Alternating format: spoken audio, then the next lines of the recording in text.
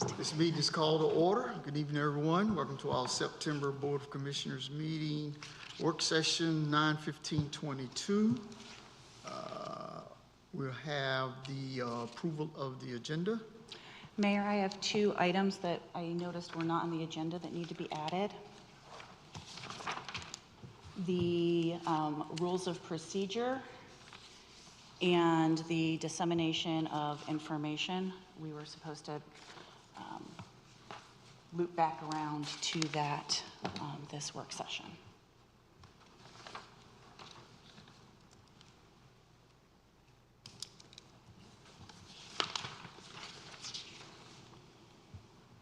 So that will go under Just be number five. We put both under 5 or 5 and 6? Yeah. Both under 5. Okay.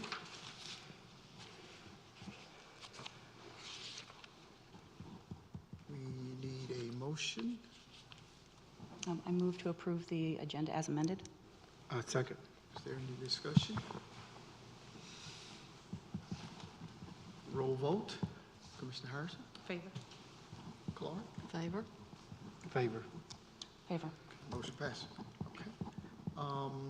Main Street Program, organizational structure. Thank you, Mayor. Recognize our Planning Director, Michael Clark, to introduce tonight's speaker on this topic. Good evening, Mr. Mayor, members of the board. As you're aware, over the past several years, we've been moving into a full North Carolina Main Street program. Currently, we're under the classification of Downtown Associate Community. And as part of becoming a North Carolina Main Street program, it really necessitates the organizational structure. However, that structure has several different appearances based on different methods of public, private, quasi-public, private. So tonight we have Chuck Hessel, who is with the North Carolina Main Street program, here to present the different types of structures that have been successfully used throughout North Carolina, the pros and cons of each of these different structures, as well as information on things to consider when forming each of these different organizational structures. So with that, I'll turn over to Chuck. Thank you very much, Mayor. Good evening, everyone. Thank you for allowing me to come and talk to you on this subject. As he said, my name is Chuck Housel. I'm based in Greenville. I'm a downtown coordinator for technical programming or for downtown programming and technical assistance. One of two of us, Sherry Adams is my counterpart, and she's in the West. But you know, basically it's our task to bring communities through the DAC program and into Main Street designation. So just a little quick history on the Main Street program. It started in 1980. It was a kind of a pilot program from the National Trust for Historic Preservation. So North Carolina was right at the beginning. We had 5 towns in 1980 that were selected: Salisbury, Shelby, Tarboro, New Bern, and Washington. All 5 of those communities are still in the program and still following this four-point approach that Main Street America has made very successful as far as downtown redevelopment goes. So the 4-point approach is organization, and that's kind of what we're here to talk about now or today. This is building human and financial resources and creating those partnerships to work together to achieve a common vision. Another point is promotion, and that basically promotes your unique assets of your downtown. That's what makes Zebulon different from Wendell or, is that how you say it, Wendell? It's either Wendell or Wendell. But, you know, that's what makes your town different from any other town, is those unique assets.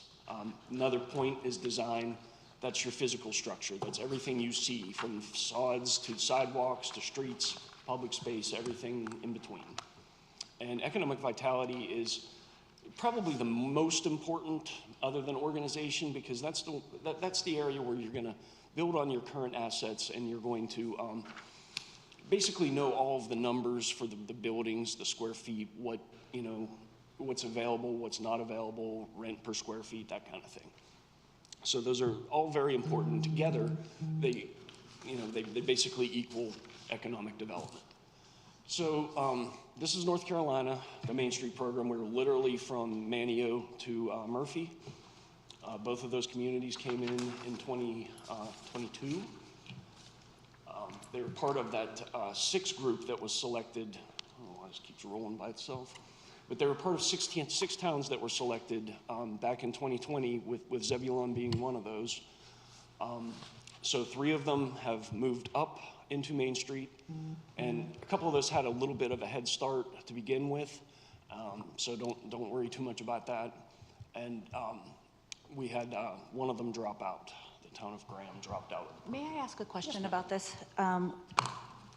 On some of the, right next to some of the towns, it says small town Main Street from, and then there are dates listed. Could you explain that a little bit further? Yeah, we had another program at one point. It's a discontinued program, but we still actually do have some towns and communities in that program. It was called the Small Town Main Street. So it was basically designed for communities under 1,500 people, I think. And it was mostly a volunteer organization piece for them. So rather than kick them out of the program, the ones that are able to move up, so where you see they were Small Town Main Street from 2011 to 2015, say in Bessemer City, in 2015 they reached to the point where they could actually hire a full director and do a full Main Street community. So does that mean for this year, 2022, the town of Pittsboro is transitioning from small town That's Main exactly what Street that means. into the actual full-time Yes, program? they hit the population threshold, so they had no choice but to come into the full program. Okay, great, thank you. You're welcome. So that's us at a glance. So what happens when you receive this designation? The mayor gets the letter, basically, and welcomes you into the program. And this is going to happen for y'all in July. So your jobs as the town council at this point, you have to decide who's going to manage this program.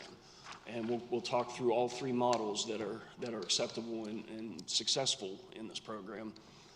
Pros and cons, they all have pros and cons. I'll tell you my favorite, but we'll see where it goes from there. And Main Street, you can, your organization, once it's in place, can get all sorts of training that we've put Teresa through a bunch of it. But the organization would also be able to, get that training so that, everybody is on the same page as far as economic development. Again, that's just another, the 4 points. And again, we're going to talk about organization for this one. So basically the organization's job is to plan for the success of downtown, to manage the Main Street program. And when I say manage the Main Street program, there's a lot to it. There's a lot more than just saying we're a Main Street community. There's reports, assessments, statistics, things like that need to be turned in. A lot of that falls on the director, but whenever you have an organization, it's always nice if some folks can jump in and take some of that over. And also their job is to promote the program. And now that's different from promotion, where you're promoting the downtown, you're promoting the assets. The manager or the organization's job is to actually promote the actual program. Like celebrate the successes. If you have a building that's been rehabbed, do a ribbon cutting, open it, and celebrate that organizational win. So basically managing the Main Street program, we're going to go through organizational structures and partnerships, staff and volunteer management, and these are some of the things that you're going to be responsible, or that this board will be responsible for, this organization, and of course financial management. This is a little bit dated. This was in January of 22. So again, it doesn't reflect our current number of programs, which were 70, but we haven't done these calculations on these yet for this year. But the 3 that did come in are all city operated at the moment. So the city managed programs are going to be, that would be 22. We would have still 16 nonprofits and 32 quasi. Now, the differences of these programs are pretty distinct, but what you want to keep in mind is that the end goal is the management of the Main Street program. So it doesn't really matter which one you choose, just as long as there's sufficient funding to operate the program, sufficient funding for staff, but we'll get into the differences here. So with the nonprofit, it's a standalone nonprofit. The city can fund money into the nonprofit, but the nonprofit board controls the operation and the direction of the organization. A city-run program organization, the council appoints an advisory board. Typically, it's very similar to like a planning board, something of that nature. Just to put it in perspective, that has an advisory capacity. They can make recommendations, but they do not set the policy. The city will always set the policy there. And we have this, this other model that has been more popular lately. We see a lot of our towns switching to this from a nonprofit to the quasi, the public-private partnership. And what that basically means is that you will still have that city employee that it works for the city, but that city employee also serves as the executive director of a nonprofit that's attached. So basically they're a liaison between the nonprofit and the city, with both the nonprofit and the city having a share in, I guess the programming and management of the program itself. So just a little quick, some strengths and challenges, and I'll go into these a little bit deeper in the coming slides, but the nonprofits, you have the C3, C6, and C4. Your C3s are your educational, charitable organizations. Your C6s are basically Chamber of Commerce organizations, business organizations, things of that nature. And a C4, it goes into exactly what that is. I can't remember exactly what I believe it's for the public welfare. But anyway, the strengths of the nonprofit is you have that separation between government control and the private side. So a lot of times business owners and building owners are more apt to work with a nonprofit than they are with the evil city. So the challenges with that model, again, are sustainability. Unless there's a direct way to fund that organization, it will have challenges. The city department, again, the city takes the lead on it, so the city kind of manages the growth. The city manages what projects to take on. But they have city-run programs run into troubles with getting that public backing. And this is really a grassroots program. It has to almost start and form that way. The community really has to get behind it. So if they have that attitude that, the city will do that, I don't need to step in and volunteer, it really kind of limits those partnerships. And the quasi, it's the partnership between the city and the nonprofit. So they're basically both sharing the successes. It will be a city employee, but both organizations, the city and the board, have a say in what happens with the program, basically. Some restraints, you still have that, it's the city employee kind of thing. And I kind of make light of that, but it's a lot more prevalent than it may seem. But honestly, there's no difference when it comes to a director if they're a city employee or if they're not. But just perception. So anyway, I think you all had this in a handout. That I think this got cut off a little bit on the slides here, and from we have another count from July of 22. But this just kind of shows you the breakdown of what organization or what communities in Main Street are using which model. And the quasi-public-private is definitely the more popular. Thank you. And if you see, some of the smaller towns are going to have the city-run department, some of the smaller towns with less resources. Sometimes that seems to be a more, I guess, sustainable organization model for a community in that situation. Okay, so just real quick, the tax exempts, the rules of thumb, or basically, I guess what they're for, kind of went over this already, but the 501c3 is for charitable and educational purposes. They can take donations. What else? They can accept donations, and the donations are tax deductible. I don't think that's the case with the 501c4, but that is also, you can have membership dues with the C4, and you can lobby a little harder than with the C3s. And the C6 has to be devoted to some sort of common interest. Like I said, it's got to be like a chamber of commerce. Think of that for your C6s. So again, strengths and challenges. The strengths, we got the perception of the separation of government control. Foundations, most of them make grants available to 501c3s, not necessarily to towns. Individuals can deduct the contributions, as I said. And it's a little more flexibility with what you can do with property and things of that nature. The challenges, again, the sustainability, the funding, paying for the employee, paying for the benefits, keeping track of all the financial records and making sure that that mission and all of the work plans and whatnot meet the guidelines of whatever nonprofit it is. So the C6, again, this is your Chamber of Commerce type thing. And again, the challenges remain the same. The organizational stability and the employee benefits, things of that nature. Donations are not completely deductible. Individual donations are not deductible at all. Sometimes grants are not available to C4s or C6s as opposed to C3s. But it does have the advantage of you can really, lobby for your businesses a little more actively than you can with the 501c4 or 3.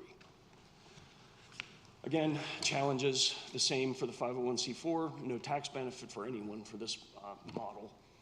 Can serve a wider range of beneficiaries, and it's easy to obtain. But again, there's really no benefit to it.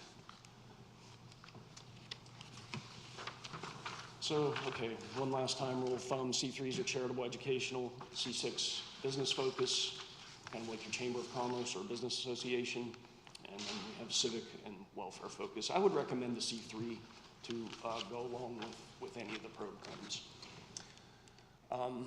Let's see.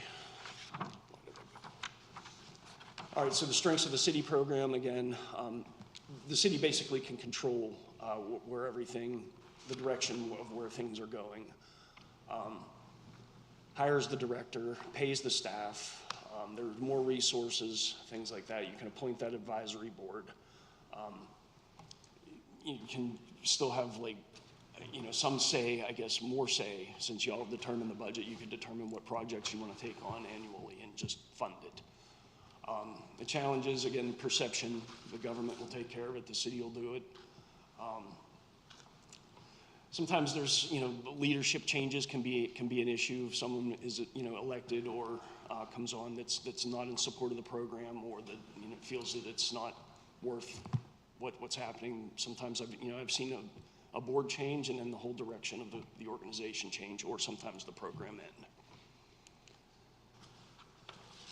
So the strengths of the quasi, it demonstrates buy-in from from all the sides. You have the funding stability of the director's position and the director's benefits. So you don't have to worry about the director trying to run around and raise their own salary with the 501c3. The employee is a liaison between the city and the nonprofit while serving as the executive director and as a city employee. Again, you have the stability, you've got the benefits. The nonprofit status adds that arm of what you can do with a nonprofit to the quasi. So it gives you more flexibility. The quasi board would have a little more influence on the direction because they control portions of the funding. The challenges, you got imposed restraints, again, political changes. Private sector, that can always be a challenge, kind of trying to engage them and get them to, step up to the plate. The director can sometimes be pulled in way too many directions. Recently, we had one of our original towns actually switched from a straight nonprofit to a quasi model, and they did everything right as far as making the director a department head and pulling them in at that level. What they didn't do right was they treated them as a department head and pulled them into all the department head meetings and she had 10 different hats on, and it was hard for her to focus on the challenges of Main Street along with everything else. So again, whichever one you like, it's got to be a collaborative effort. It's got to have partnerships, public and private have to have stakes in the game, and it's, you know, it's got to be win-win for everybody.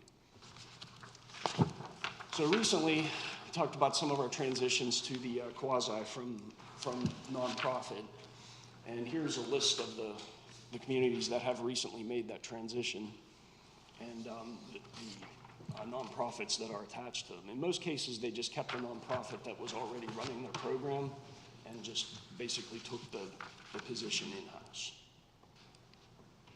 So that represents 27% of our program switching from nonprofit to quasi, the public-private partnership.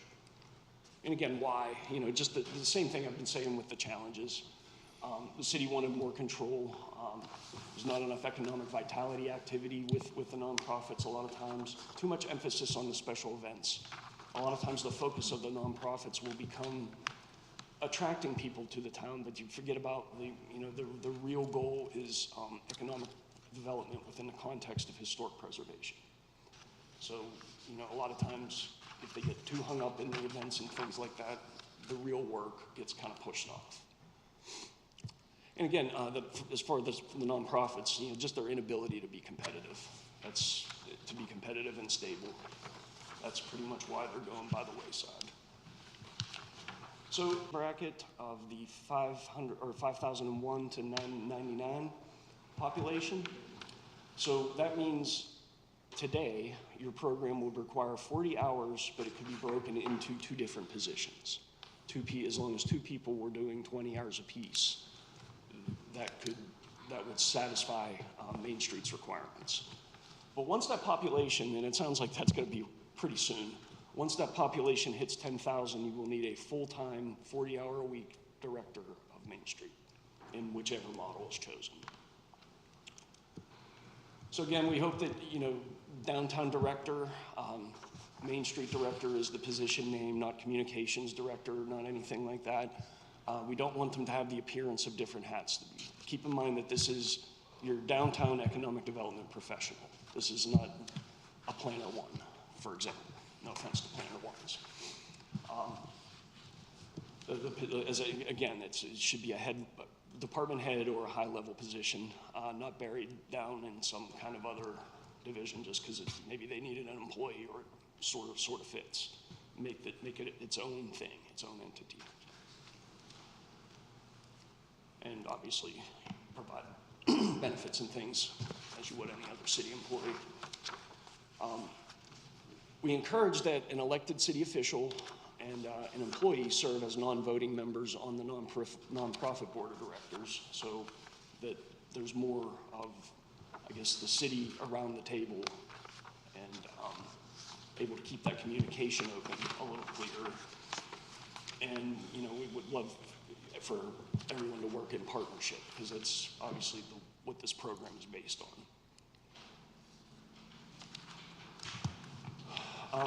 Also, remember to respect the volunteers that are serving on the board of the nonprofit.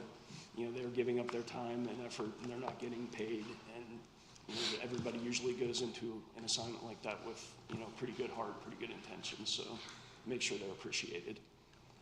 And as far as the city goes, consider again whichever model you choose, whenever you're setting the budget, try to make sure that you've got some money set aside for programming and some other things.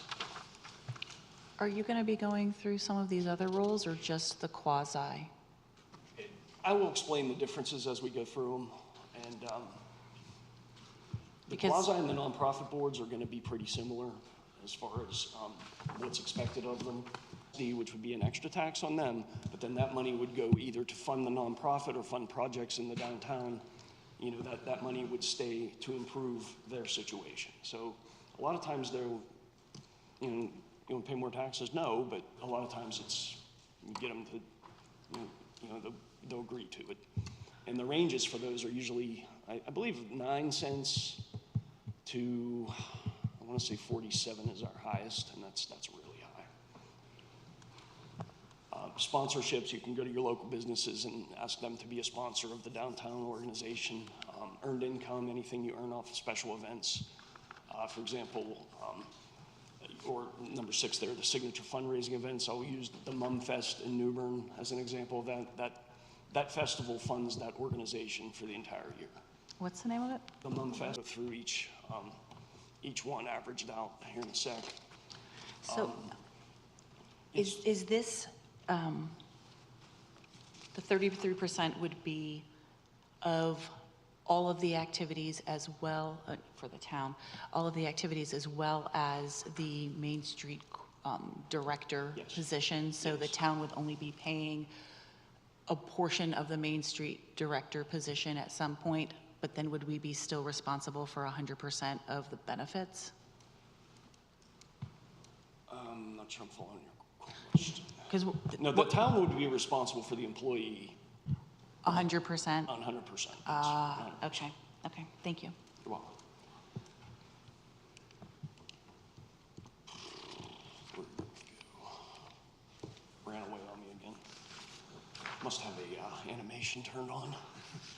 So anyway, the designated communities, the average budgets for North Carolina Main Street programs were about $240,000. They range up to almost $850,000. So just try to keep that in mind when you're setting budgets and trying to think of what you can do. Is the average is going to be about $240,000 for that, all included. City-town investment, average $120,000 basically, and it ranges up to almost $500,000 contributions to the program. So we've got the quasi-budgets. They average about right around $280,000. The city budgets are about $190,000, and the nonprofits are $218,000, give or take. They all kind of range. You can see the quasi does have the larger range of budget potential. I believe that is probably Salisbury on that one, or possibly Morganton, that has that high contribution there, or that high budget is what I'm saying. But again, when you're, regardless of your model, just make sure that hopefully you're contributing at least the average. City investment in a quasi, if that's the way you go, the average investment from the city to the quasi is about $150,000. Does range up to almost $500,000. The city investment for the city-run program is about $160,000, and they'll put about $60,000 into the nonprofit organizations.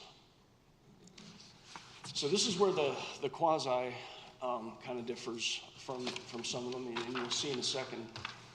Gets most of their budget from the city, but a lot of them do get a substantial portion from that MSD. So you're still looking at over 50% of the budget coming from both the city and the MSD, so it's basically public funding. So everything else, we've got, the other 50% comes from earned income, sponsorships, fundraising, anything like that. So the city structures, 46% of their budget comes from the city alone. Interestingly enough, the county contributes more to the city programs than they do to any of the other ones. Some of the city programs do get some of their portions, some of their budget from the MSD with 14%. And the nonprofit, you can see, gets most of their money from the MSDs and from earned income. Those are the two larger ones there. And the city, I guess, is pretty much on par with earned income, but you can see it's much more dependent on an MSD and much more dependent on additional contributions. Director salaries. When you hire a director, you pay for what you get, or you get for what you pay for. Our average salary for this program is about $57,000, $58,000, ranges up to almost $100,000. There tends to be some movement in these jobs, and a lot of it is due to the salaries of the nonprofits because they can't really keep up with the average salary, unfortunately. Some of our nonprofits have salaries of $38,000, $42,000, and it's kind of hard to live on that and be a respected economic development professional. So just keep that in mind. Again, budget, and we're going to want to see all this at the end of the year, so we'll need to see where all this stuff shakes out. Expenditures, When you're thinking about the expenditures for the program, you've got the personnel costs, salary, wages, retirement, health insurance, anything else they're provided. And then you also have the operating expenses. You know, do they have an office? Do they need phones, technology, computers, professional development, anything of that nature? You also have to kind of make sure there's some money for programming. So, keep hitting this microphone, I apologize. These are just some economic vitality activities that we strongly suggest and, you know, that we see across our communities. This is where a lot of the funding goes. And of course, design, because everybody likes a pretty town.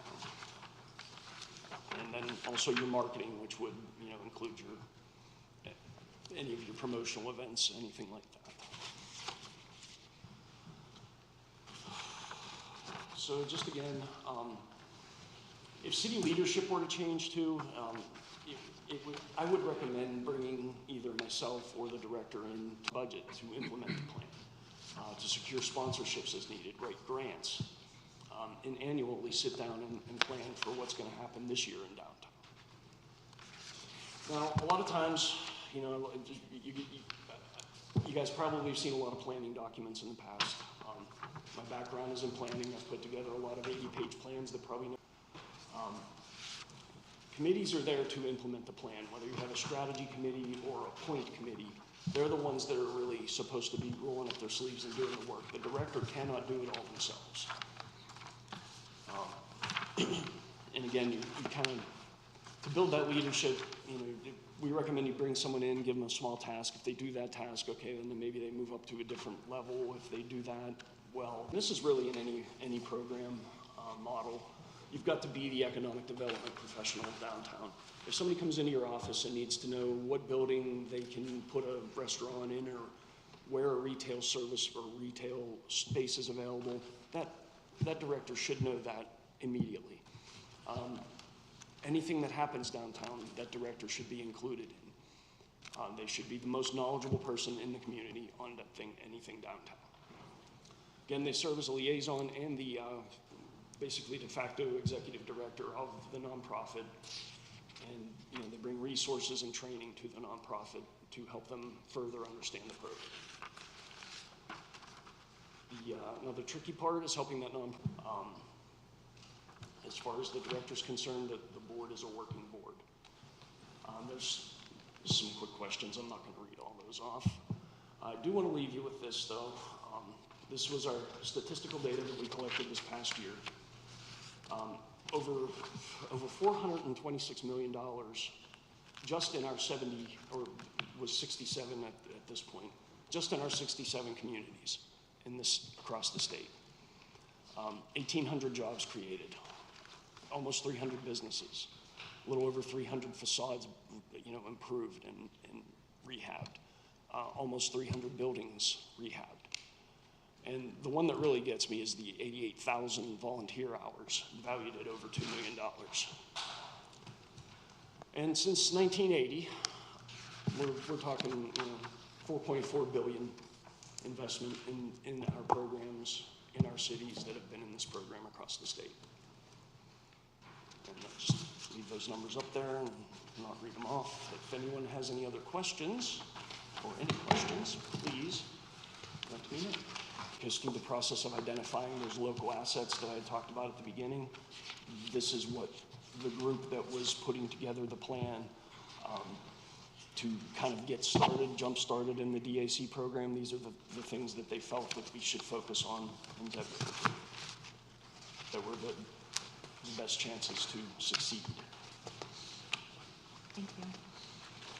And I don't believe that plan is official yet. We're still in a holding mode until we decide on the organization, and then tasks and things like that can start being ordered down. Do you have some place online or some part of a presentation that is going to give us the same level of information about the other different types of organizational structures as, you know, you've given us for the quasi? We do, actually. We have, if you go to NC Planning, or NCMainStreetandPlanning.com. NC Main Street and Planning? Mm-hmm. or it may be NC Main Street and Rural Plan. I think it's NC Main Street and Planning. We'll get you the exact web address that's in there. Okay, thank you. But at any rate, we do have voiced over PowerPoints that were basically, they're very similar to this, that we've recorded over the past couple of months that highlight the other models as well. Okay, great. One quick question from me. I've been dealing with Naomi Riley, I think the name is. And what kind of trainings that they offer? I tried to get in some training, and she was kind of like directing me in different ways. Can you elaborate the type of training that she's requesting? Yes, Naomi handles our orientation trainings. So she does those trainings, I think, every Friday. Okay. Or not every Friday, it's the last Friday of the month, I believe, every month. And we recommend that our new directors and anyone who wants to be more familiar with the program take them. It's virtual, so it's online. It's probably 2-3 hours at the most. We also offer, in fact, coming up at the end of October, we're offering our design training, and that's basically an all-day in-depth look at design and like things that can be done to help improve the, just the appearance and the looks of your That's the downtown. 26th, correct, of October, I think it is. It's either the 27th or the 28th. I have the email. I think that's the one she recommended that I would attend, Yeah. 26th And October. we do those on each of the 4 points. Every 3 months, there'll be one on each of the 4 points. Thank you. You're welcome.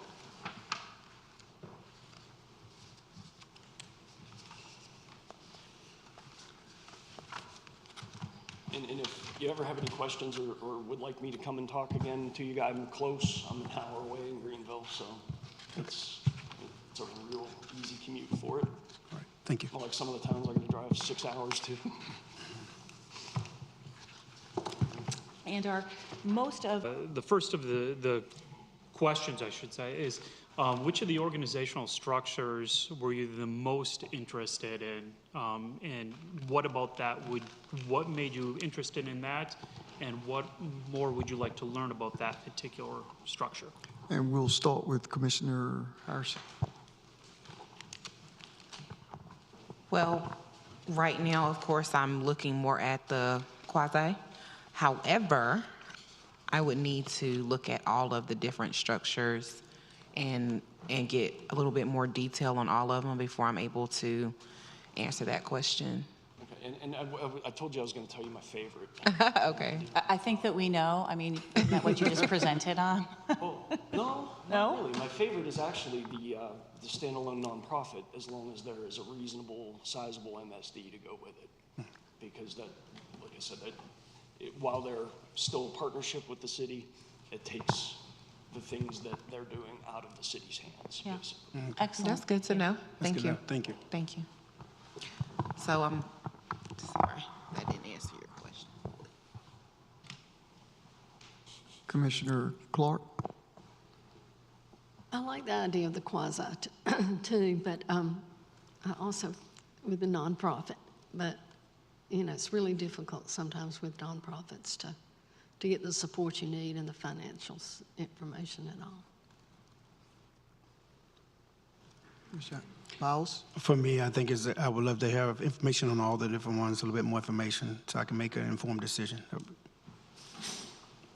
Baxter? And that's where I'm at.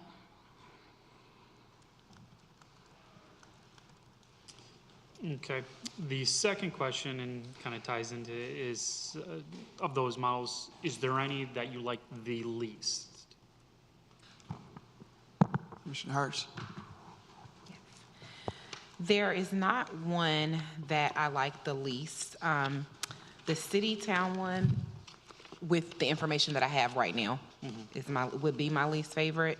The nonprofit, I like Commissioner Clark. I like that one, but that one makes me a little more nerved because of the stability that it could or could not have based off of revenue, resources, and different things like that. So. What information would you like to see with that to allow you to successfully provide direction? Commissioner Harrison? I would like to see information on as much information as we can gain on each one of them individually. And I know when I say as much information, that could be pages of information. However, I think we need more to be able to make an informed decision, so that we know what's best for Zebulon.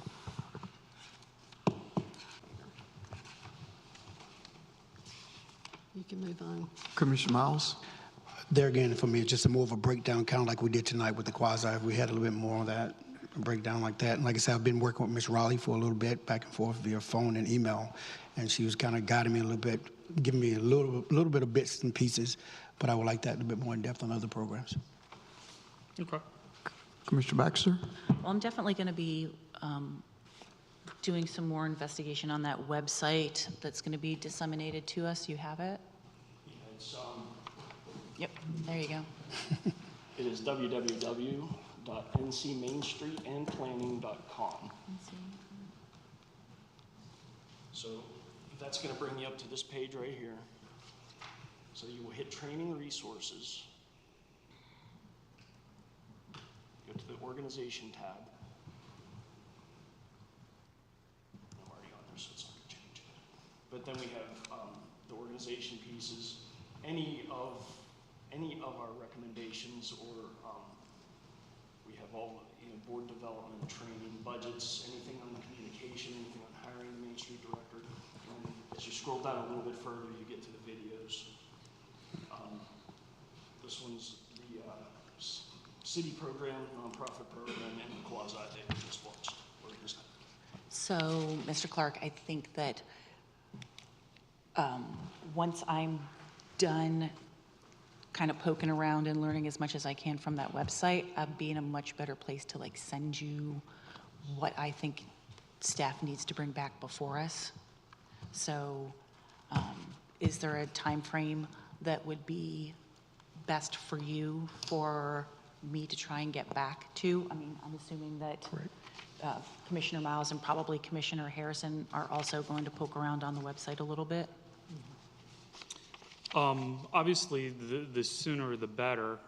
With this, right now our timeline is once the organizational structure is determined, if it is something that we need to pursue, a 501c3, C4, or C6, that takes time and process, really getting that in place, and then working with you and to figure out the member selection for the appointment. Or if it's a city, creating the structure, modifying the Unified Development Ordinance to create that board, that Main Street board.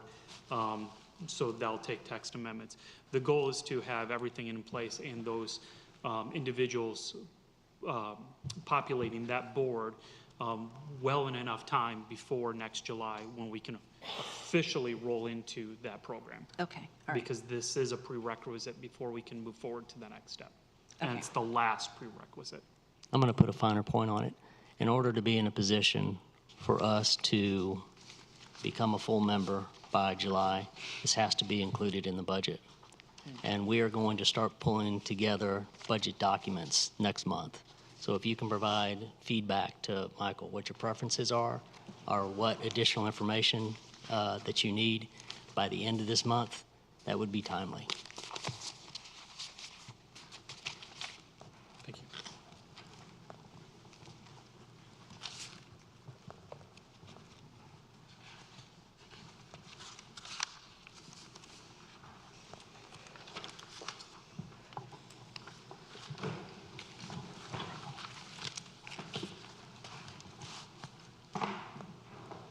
Thank you again.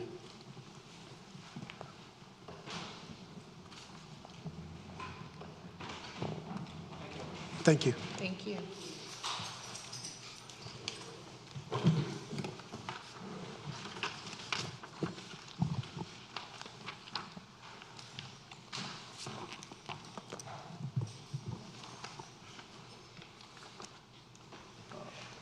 Next on the agenda is development review process modifications. Yes, thank you, Mayor. The town of Zebulon is in a very unique position in terms of our development and process procedures in terms of what we could do moving forward. As part of this, we took a very holistic approach of where we're at now and what the possibilities are. We also determined that there were several other text amendments that should be considered as a component of this, but they are not necessarily integral. So this is going to be broken into a couple different components, and we'll go through. There will be some questions as we go through each of the different starts. So these amendments for discussion would be to convert the joint public hearing to specifically a Board of Commission public hearing. General Statute 160D requires the decision-making board to hold the public hearing. This would be for things such as rezonings, conditional rezonings, plan developments, text amendments. Those type of things would require the public hearing. Different municipalities do it different ways. At one point in time, when we had the quasi-judicial special use permit process where the planning board was making a recommendation on those items, it made sense to have all of that information being provided at the same time in an effort to prevent ex parte communication. Being that the planning board no longer has a review component of these special use permits, that necessity is no longer in place. We also have a phenomenal Parks and Recreation master plan. As you've heard me say previously, this is far more in-depth in terms of the operations and needs of the town than a lot of other municipalities have. As part of this, we have a Parks and Recreation Advisory Board that would be in position to help provide additional recommendations based on the components of that plan. Similar to how the Planning Board makes recommendations on the Transportation and Land Use Plan, the Parks and Recreation Board would have that capability to provide those recommendations on whether or not the developments do or do not meet the particular elements of that process. So one of the considerations is bringing them into the loop as well. Maintaining the Parks and Board or Planning Board recommendation. This is a statutory requirement. While we wouldn't be doing away with the Planning Board, they would have just a standalone meeting as opposed to the joint public hearing and then rolling into their standard meeting. We've also heard concerns regarding the public hearing notification radius. So we're going to be talking a little bit about those possibilities tonight as well. Another component that we discovered was there's a limit, a height limit that is not modifiable based on conditional zonings or plan developments. It doesn't allow the board to create deviations based on particular circumstances.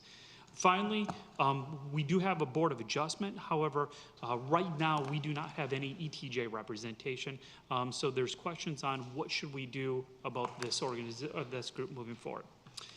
To start out, the first part with the Planning Board and the the Parks and Recreation Board and the joint public hearing, those are combined into one. Right now, the process is after it's vetted by staff and everything else, we set the notice for public hearing, and we have a joint public hearing. That is, as you know, a meeting with both the Board of Commissioners and the Planning Board, where both parties ask information at the same time. Then the Planning Board will convene after that meeting is done to make a recommendation to the Board of Commissioners. That typically happens right after the meeting. However, we do have a kind of a hold for the fourth Monday of the month if necessary. So sometimes these planning board members are putting a block on 2 Mondays, hopefully not attending the fourth Monday if possible. They make a recommendation, and then the Board of Commissioners makes the formal decision in just a regular Board of Commissioner meeting. The public has an opportunity to speak during public comment, but there's no public hearing component of that meeting.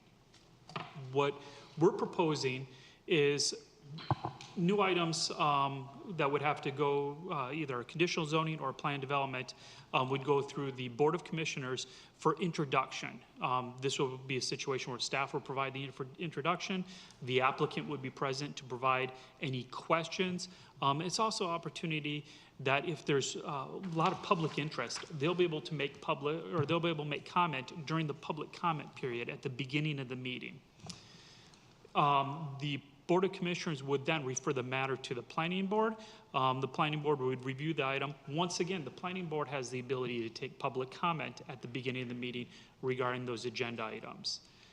The following week, the Parks and Recreation Board would meet. Once again, the public would be invited, have the opportunity to speak, and they'll make recommendations as it relates to the Parks and Recreation Master Plan and the proposed development.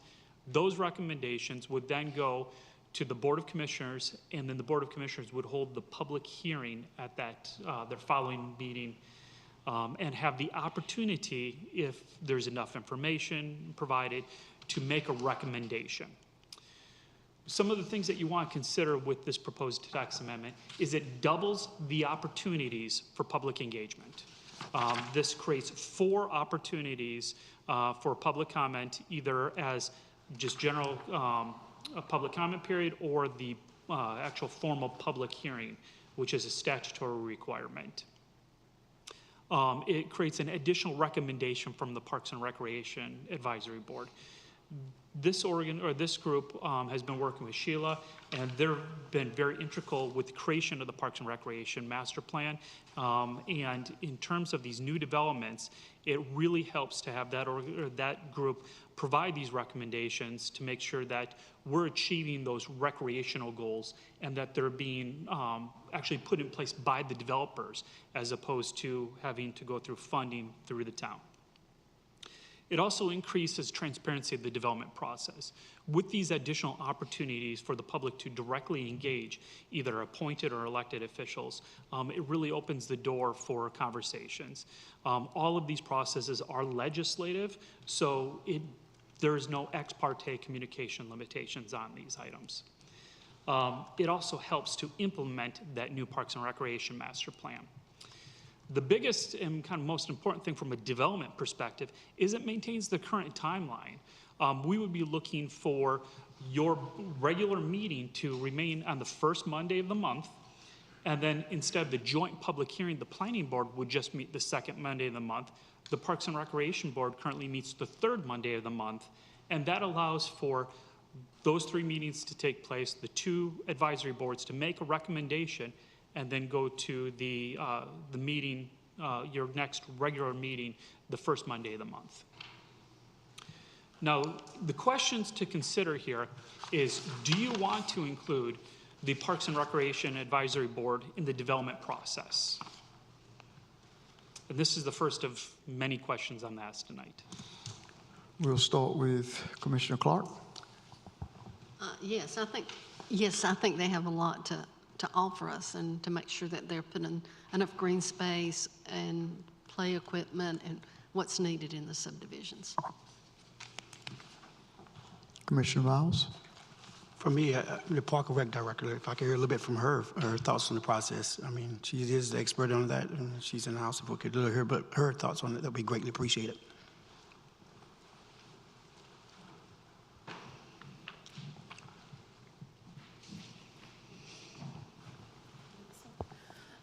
Good evening. I think that this is a wonderful opportunity. We've been working to further engage our Parks and Rec Advisory Board over the last couple of years. And this is another way.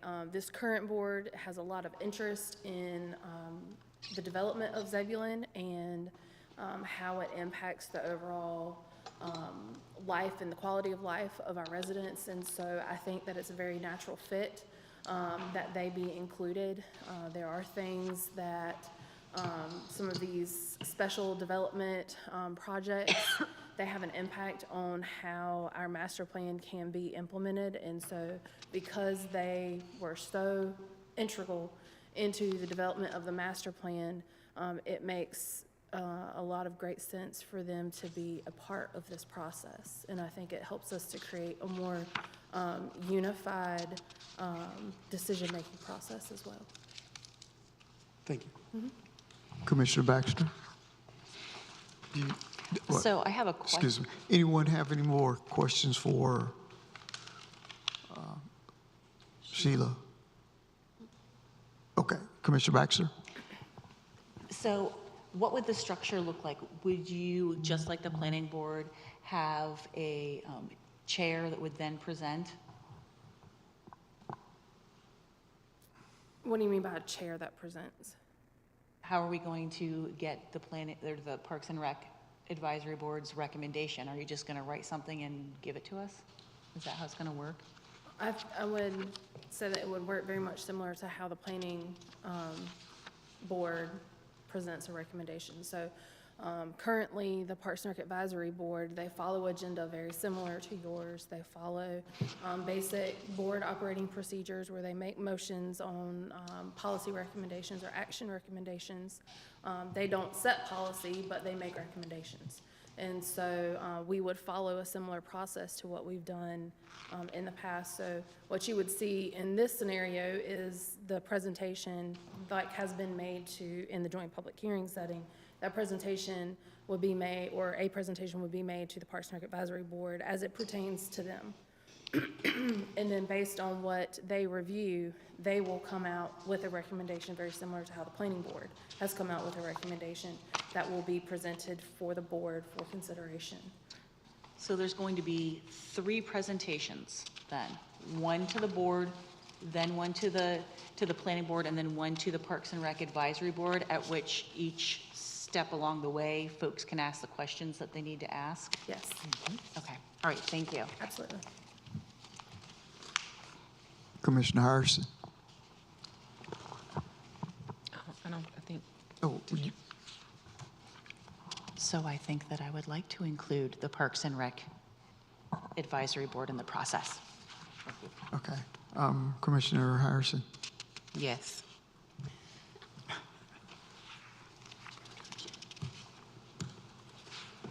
Commissioner Clark? Well, I've answered that question. She was first. I was Okay. first. Commissioner Miles, I think you just want to hear from, Right now, the way I feel, I think it would be advantageous to have them part of the process. I'm sorry, I can't hear you. Right now, I feel that would be advantageous to have them be part of the process.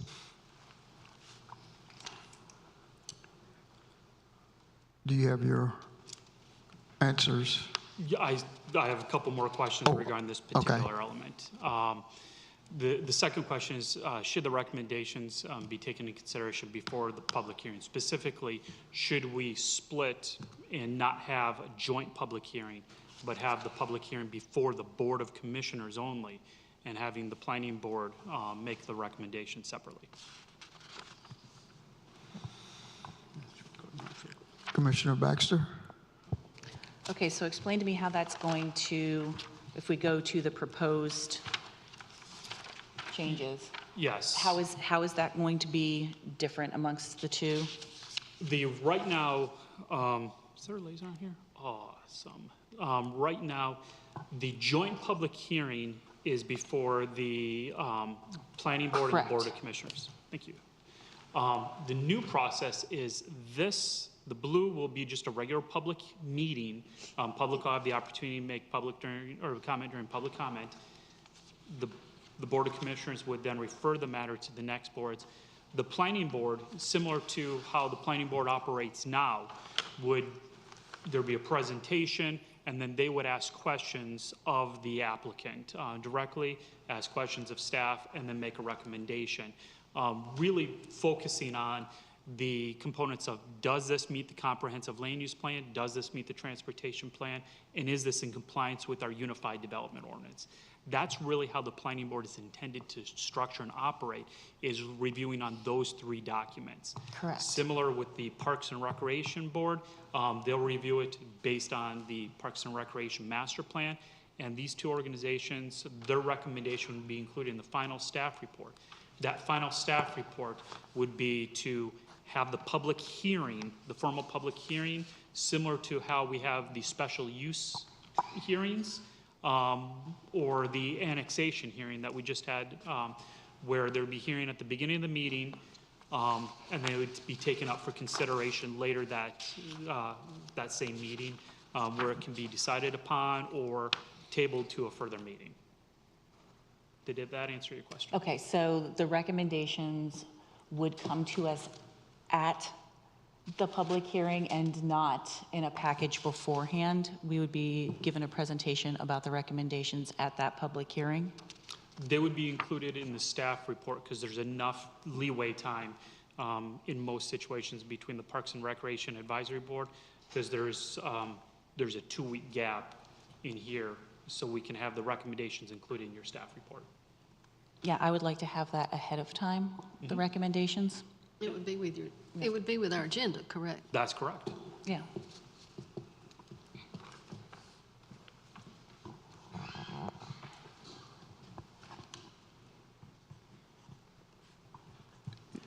One quick question for me. When I see a change like you have there, I have to ask myself, why now?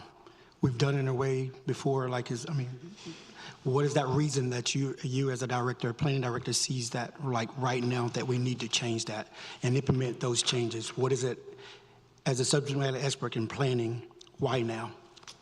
Because we adopted a new comprehensive land use plan, as well as transportation plan and parks and recreation plan. All of those were adopted last year, and all of those are current documents reflecting the community's wishes and needs to provide clear guidance and recommendation to those 2 advisory groups. Right now, the Parks and Recreation Advisory Board does not have a role to play. In several other successful municipalities throughout North Carolina, there's similar organizations that do make some sort of recommendation type basis. This is bringing us more into times with what other successful communities are doing. All right, thank you. Any other questions? The last question that I have for this is, if this is approved, it's not something that we would be able to make effective immediately. With the development process and state law, there's what's called permit of choice, where when a regulation changes, the applicant has an opportunity to either follow the new regulations or the old regulations. This includes the permit process. So the question before you is, right now, there is a 3 to 4 month lead time from when we receive a formal application to the time that it comes before the board and is decided upon. If this was approved, would you want to see this become effective as quickly as possible, or would you like to see this become effective a little bit later on, such as the start of the fiscal year? Commissioner Harrison? I would personally like to see it happen as soon as possible, because I believe that it gives us more information, and as we stated, it gives us more input from citizens, from different boards. So the more knowledge, the more information that we can have, I feel like the better off we will all be when it comes to making a decision, so sooner than later. Commissioner Clark? I think we should be effective immediately or as soon as possible. Commissioner Miles? I'm fine either way, but implementation now is fine. Because I'm a slow and steady type guy, so I just want to make sure we do it the right way. That's my key thing. And everything decision making, look at the citizen first and foremost. You want to make sure they have that say in the thing. So I think if we give them the opportunity to speak more, I think that's going to be beneficial to us. Commissioner Baxter? So if I'm understanding correctly, an applicant would have the opportunity to choose which way they want the meeting to go, which type of meeting? If we were to make it effective immediately. For how long they have that opportunity? It depends upon when they submitted an application. We're not going to deny somebody due process.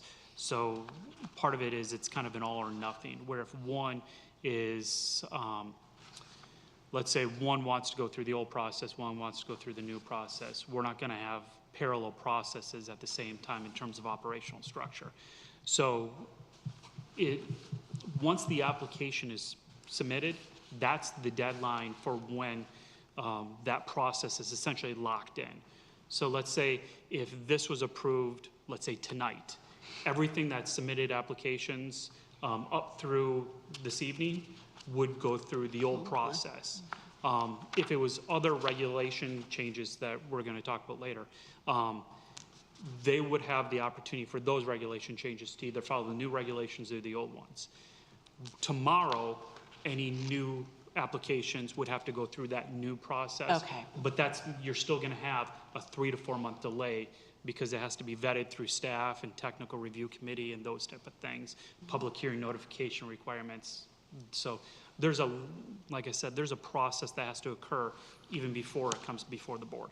I just wanted to make sure that we weren't going to be inundated with a bunch of processes going back and forth. Like we see several of the old, some of the new peppered back and forth. Because We wouldn't do that. Okay, all right. Well, then I don't mind seeing this become effective sooner rather than later.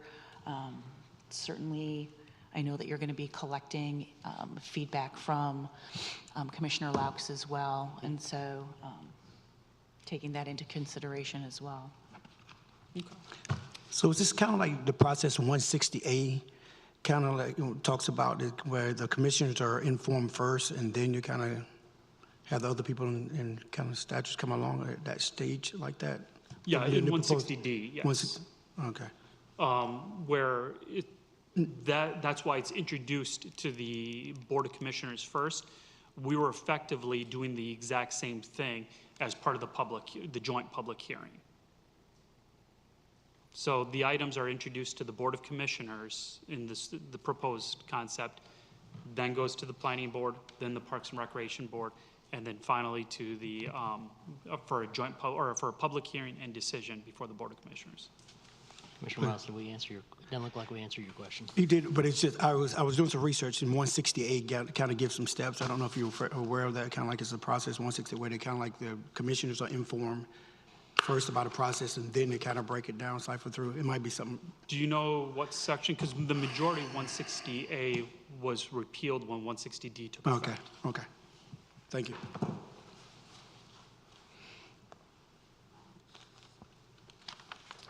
Okay, the next question, or the next topic is the mailing notification request. For anything that requires a public hearing, whether it is a quasi-judicial or a legislative public hearing, there's notification requirements where we have to do some things, one of which is mailing out to properties. The North Carolina General Statute, section 602 requires notice to abutting properties. That is anything that is either immediately sharing a property line or immediately across the street. We actually take it out further.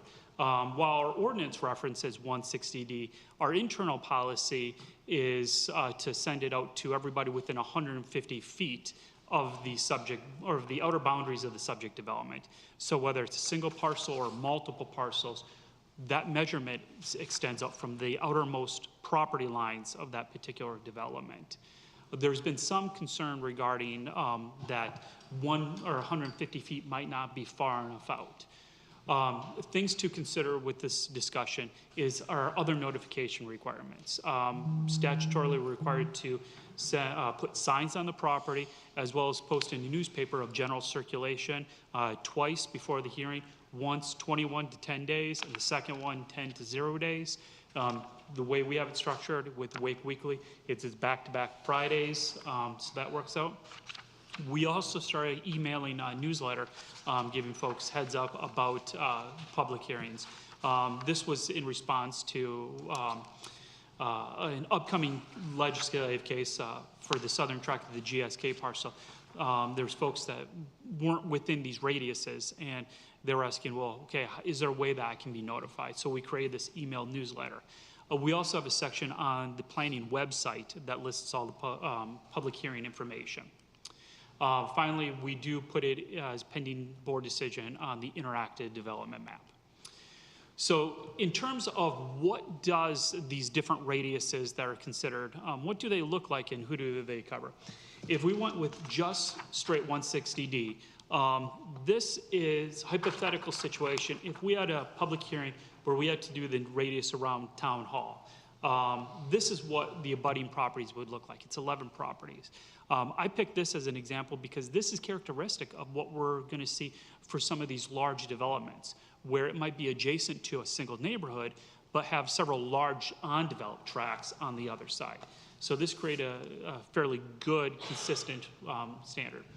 So abutting would be 11 properties.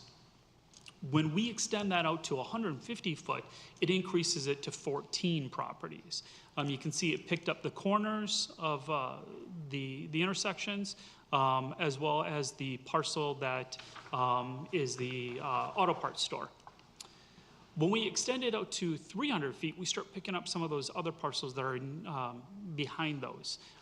That increases the mailing notice to 29 parcels. When we go to 500 feet, it picks up additional to 48 parcels. You still see here, though, from a development and a land use perspective, it's still fairly close context to to the location of town hall. 750 feet, we get 89 parcels, and then we maxed out at 1,000 feet.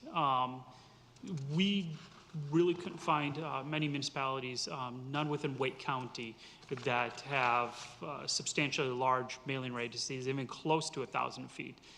So for demonstration purposes, we stopped here, where 1,000 feet would pick up 130 parcels.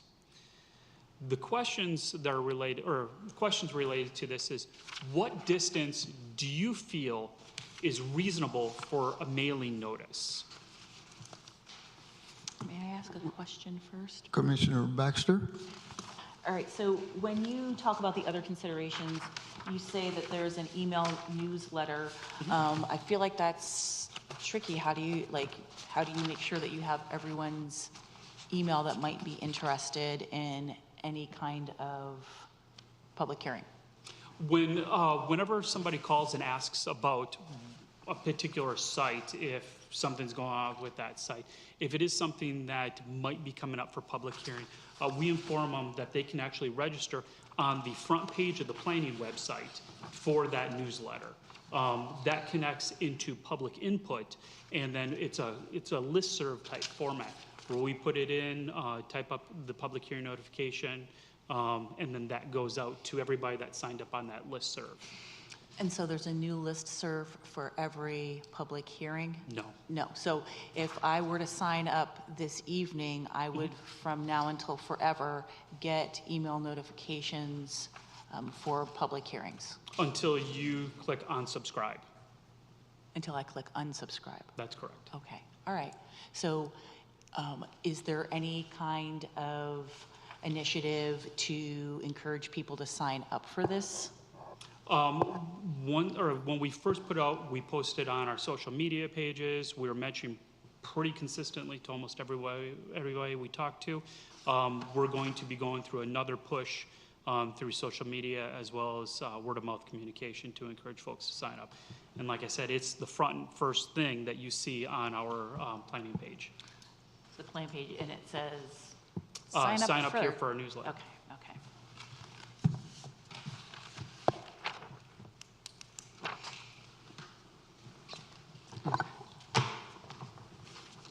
Any more questions, Commissioner Baxter?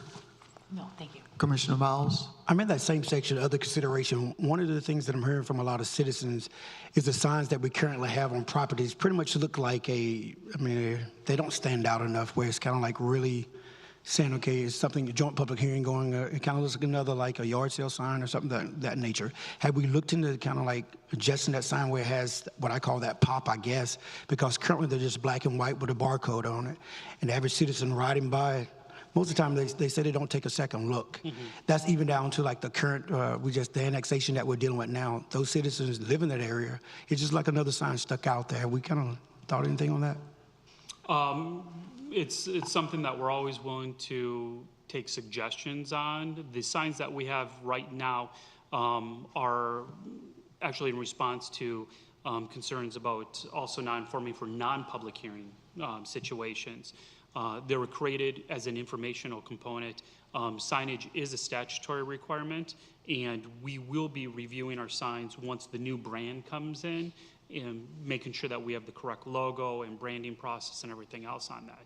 When that comes in, we're going to really look at what all the other municipalities are doing, how effective are they, are there particular color schemes that we do or do not subscribe to, and making sure that those are addressed. All right, thank you. Commissioner Clark? Do you want to know how many feet? Is that the question you have? That's the question, yes. Asking, okay. I think 500. I go with the 500. I think that's enough. Commissioner Harrison? I am going back and forth between 500 and 750.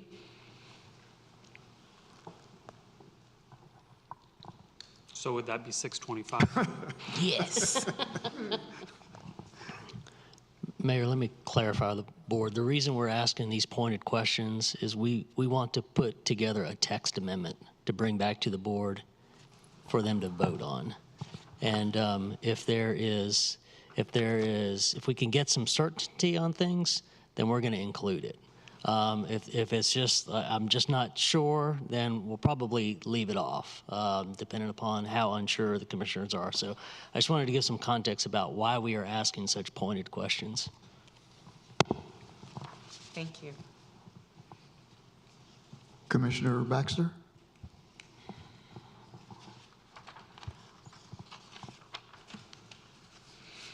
I too am vacillating between the 500-foot and the 750-foot designation. I do like the idea of including properties, just for informational purposes for the people in the town. I'm going to do 750, I think. Yeah.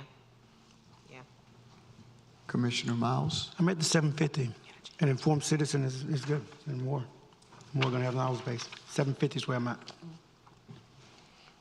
Commissioner Harrison? Can I change my answer, please, to 750?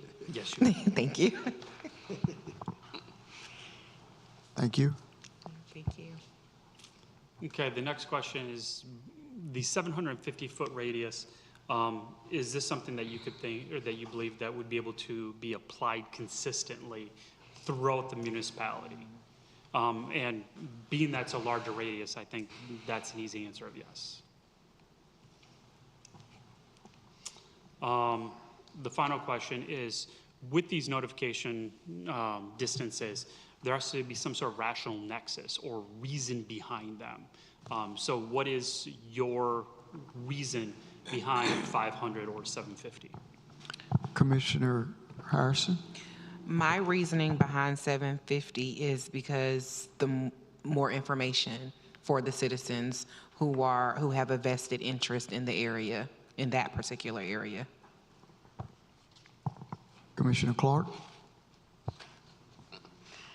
I think you could, well, I like 500 and 750 is not bad either.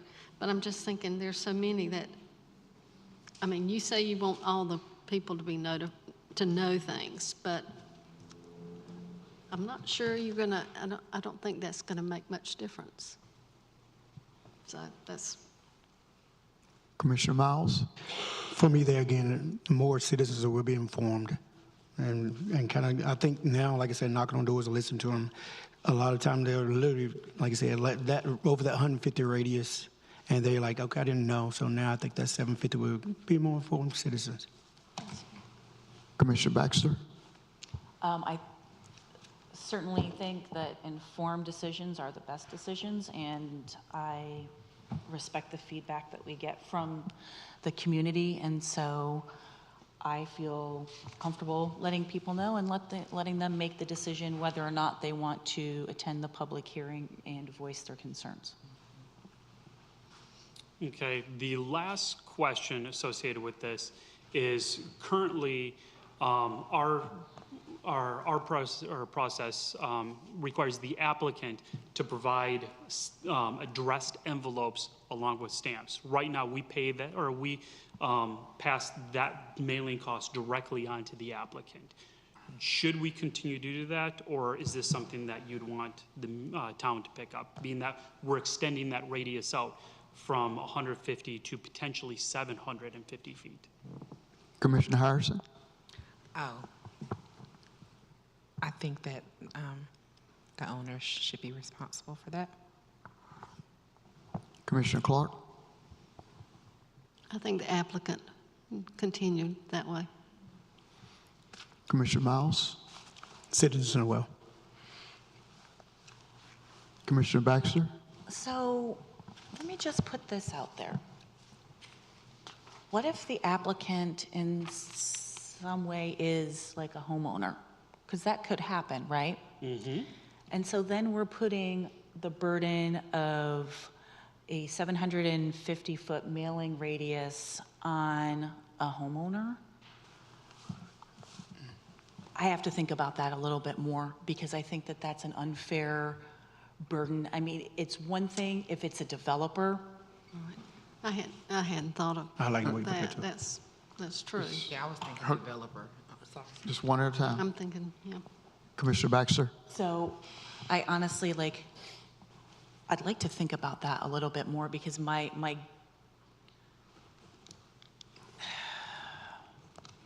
should developers be paying for notifications? I do believe so.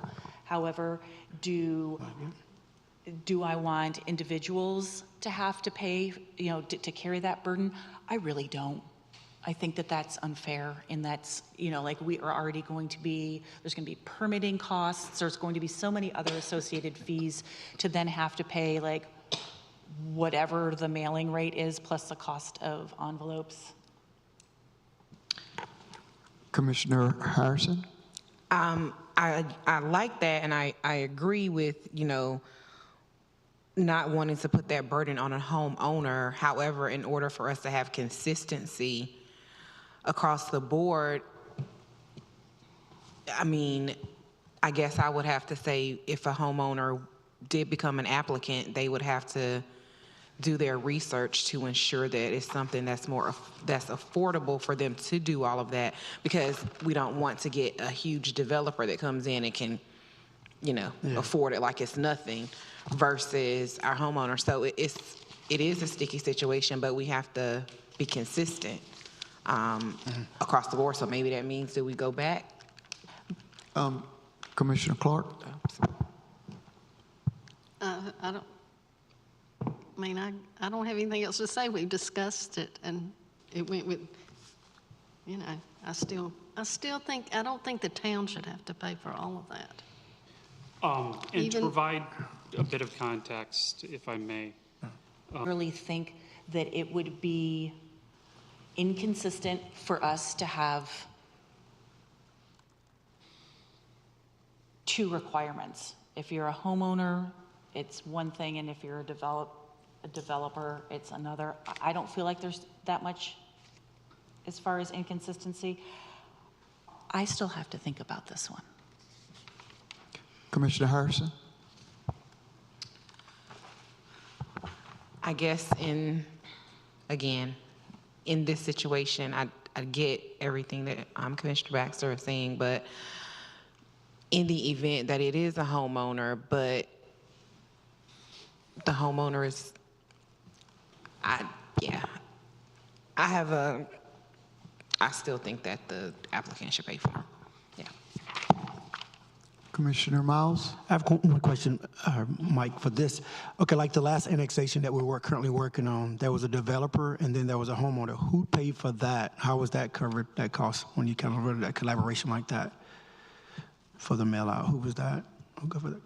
Whoever the applicant is, right now, the envelopes have to be addressed and stamped, and they're cross-referenced. So the applicant submitted those envelopes, and they had stamps on them. Okay, thank you. Mm-hmm. I'm still going to think about it, and I will get back to the plan department. We got the feedback we need. Okay.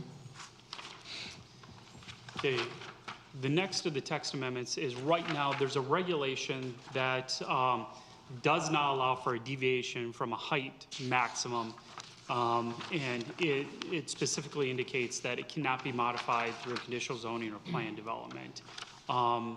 Is this something that you would like the ability to modify if a proposed development does come before you? And with that question, we will take a 10-minute break, recess. Yeah.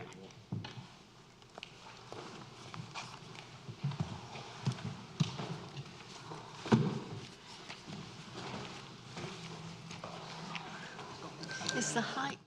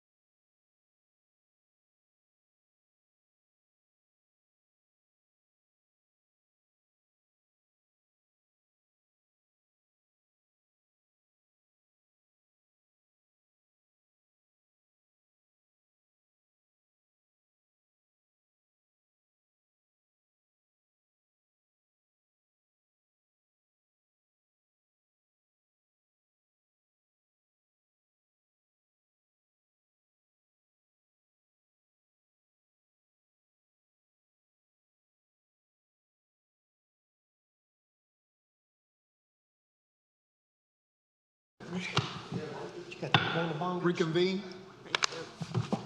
Back. Mike? Okay, thank you, Mr. Mayor. The next of the possible text amendments is, right now, there is, height is regulated based on the particular zoning district. Certain districts allow for a higher height, residential, not so much.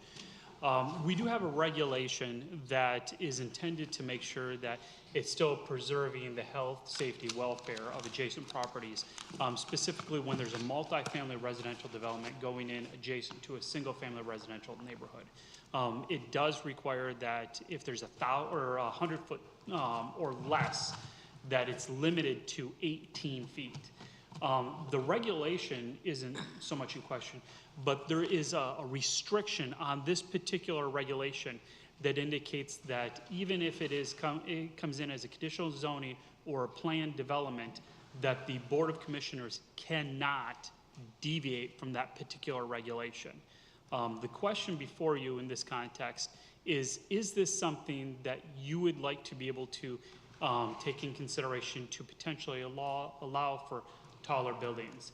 And a local example of this you might want to think about is like Shepherd's Green, or we have a new apartment building, more like Shepherd's Green would probably be the best example, where you have a multifamily apartment building adjacent to single-family residential.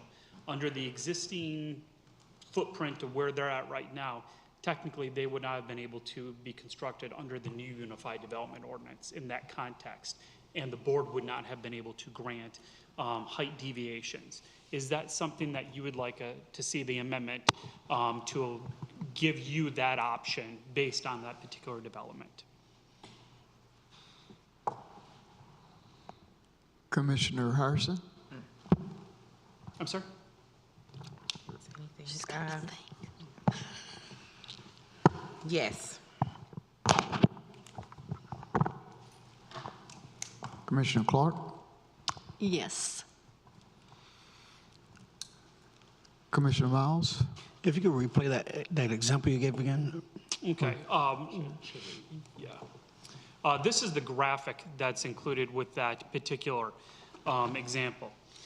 Right now, if under the existing regulations, if the edge of this building is 100 feet or closer to an adjacent lot that has a single-family residential structure, the maximum height is only 18 feet. It notes 2 stories, but that's difficult when you take in consideration. Scaling of this structure is a lot more than 18 feet, but unless it's a garden apartment. With this, if this particular development came in and wanted taller than 18 feet, under the existing regulations, if they came in as a conditional zoning or a planned development, the board still would not be able to grant a deviation. The only way around this they would have to seek a variance from the Board of Adjustment.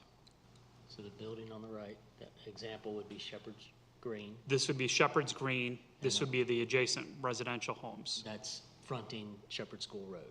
Or anywhere. But just stick with the example so they have a Yeah, visual. fronting Shepherd School Road as an example. Okay.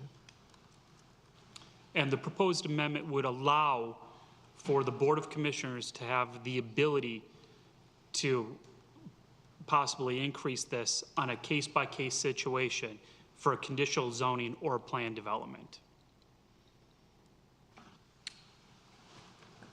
I'd have to think of that a little bit more, to be honest with you.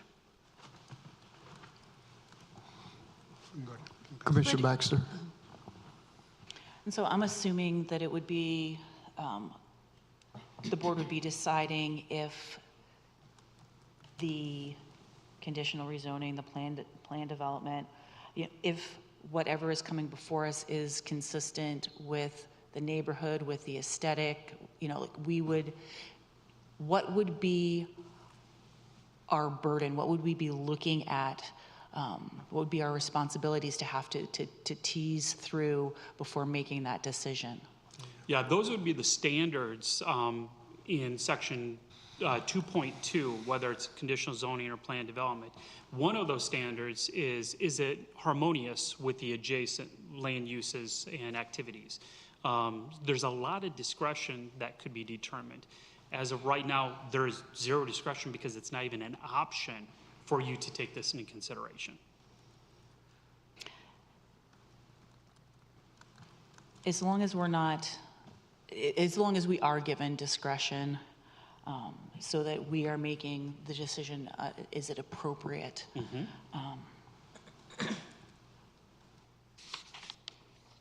I think that I'm all right being able, like having the ability to make that on a case by case basis, as long as we have assurances that we're not going to be burdened by someone coming back and saying, well, you did it in this situation, you have to do it in our situation, because I'd rather not see that.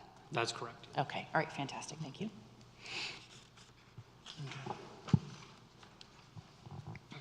Good. Picture of freestanding. Any more questions? Commissioner Harrison? Yes, sorry.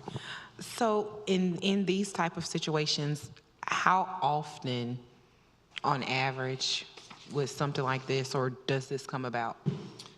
This comes about all of the time Okay. with conditional zonings or planned developments. Part of that, the reason they're going through that process is there's something different than the strict interpretation of the ordinance that they're asking for. It could be smaller lot sizes. It could be reduced setbacks. It could be one of the provisions allows for the board to grant front-loaded driveways for 60-foot wide lots, where the minimum typically is 70 foot. Otherwise, it has to be an alley accessed. So these type of deviations are very consistent with conditional zonings and planned developments, especially in the terms of dimensional modifications. This is just one very strict prohibition from the board being able to make that decision. Okay, thank you. I have a question. Commissioner Miles? We have those condos going up on Arendo. Is that kind of, how would that play into that? Is that kind of like what we're looking at now? The new condos, the 12 condos that are going up? Would that No, those condos are meeting the zoning requirements for that particular district, and those are classified as single-family dwellings as opposed to a multifamily dwelling, because each of those will have its own independent lot of record. So the only real example that I can think of off the top of my head is Shepherd's Green. Okay. Thank you.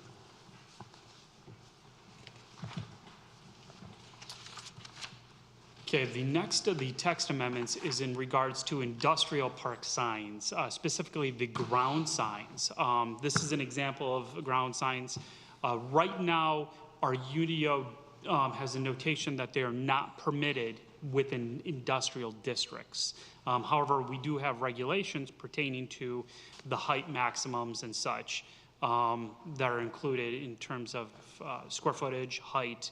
The question before you is, should these freestanding ground signs be permitted for industrial zone developments?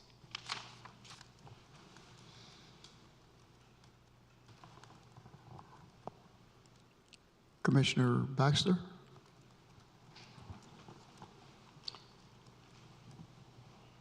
Yeah, as long as they can be easily seen, I think that that's fine. But I don't think that it should be allowed if a car parked in front of where that sign is going to block Yeah. the sign. Okay. Commissioner Miles? That's what I was about to say. The concern, if you're pulling out from an intersection, something like that, where it's blocking that view, that would be something to consider for me. Other than that, I'm okay with them. Commissioner Clark? I think that'd be good in the industrial park. I would think that would be their main kind of sign, but I didn't realize that. Okay. Commissioner Harrison? Yes, I think they Should be, as long as there is no safety concern. Then, sure. Okay, and while we're on this topic, right now we have a 15-foot height maximum and a 36 square foot maximum surface area for the sign faces. Do you feel that this is appropriate in terms of those dimensionals? The 15-foot is a little bit higher than what we allow typically in other districts. The 36 square foot is consistent with the others. To get a 15-foot high sign, we do not allow for pole signs, so it would be a brick base or a stone brace or some other material that is consistent with the materials on the building, projecting that up. So the top, very top of the sign would not be any more than 15 feet. Commissioner Harrison?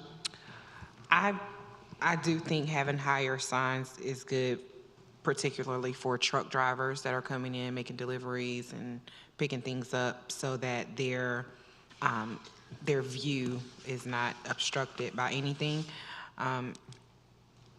So yeah, definitely higher, I think would be good for visibility. Commissioner Clark? I think it's fine the way it is. Commissioner Miles? I think it's okay. One quick question before I move further. The rationale for no pole signs, Mike, can you help me understand that a little bit, please? That's primarily an aesthetic trend that is extraordinarily consistent now in the United States. Off the top of my head, I don't believe any of the other municipalities within Wake County still allow for freestanding pole signs. Okay, because I know we have, I'm sure you're aware, we have a citizen that's a few businesses downtown that are having that problem now and trying to figure out what and if they can do. So that's my reason for that question. Yeah, and that's a very good question. We do allow for projecting signs in downtown. We allow for sandwich board signs in the public right of way if they meet particular dimensional requirements, window signs. We created multiple sign options that are available to these business owners where instead of a pole sign, it's just a freestanding ground sign. It's essentially the same sign, it's just the base is different. Thank you. May I ask a question? You said it was okay. Did you mean okay as is or okay taller? Tall is fine. Okay. Commissioner Baxter? I think that taller is fine as well.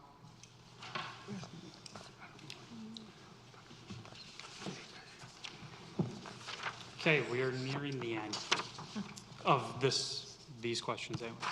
The last of the possible text amendments is in regards to the Board of Adjustment. As you may be aware, our Board of Adjustment currently has no ETJ representation. Statutorily, we have to have ET representation on our Board of Adjustment. Right now, with the recent member indicating that they do not want to participate on the Board of Adjustment and moved over to the Planning Board, we don't even have enough members to effectively have a full quorum to hold a meeting.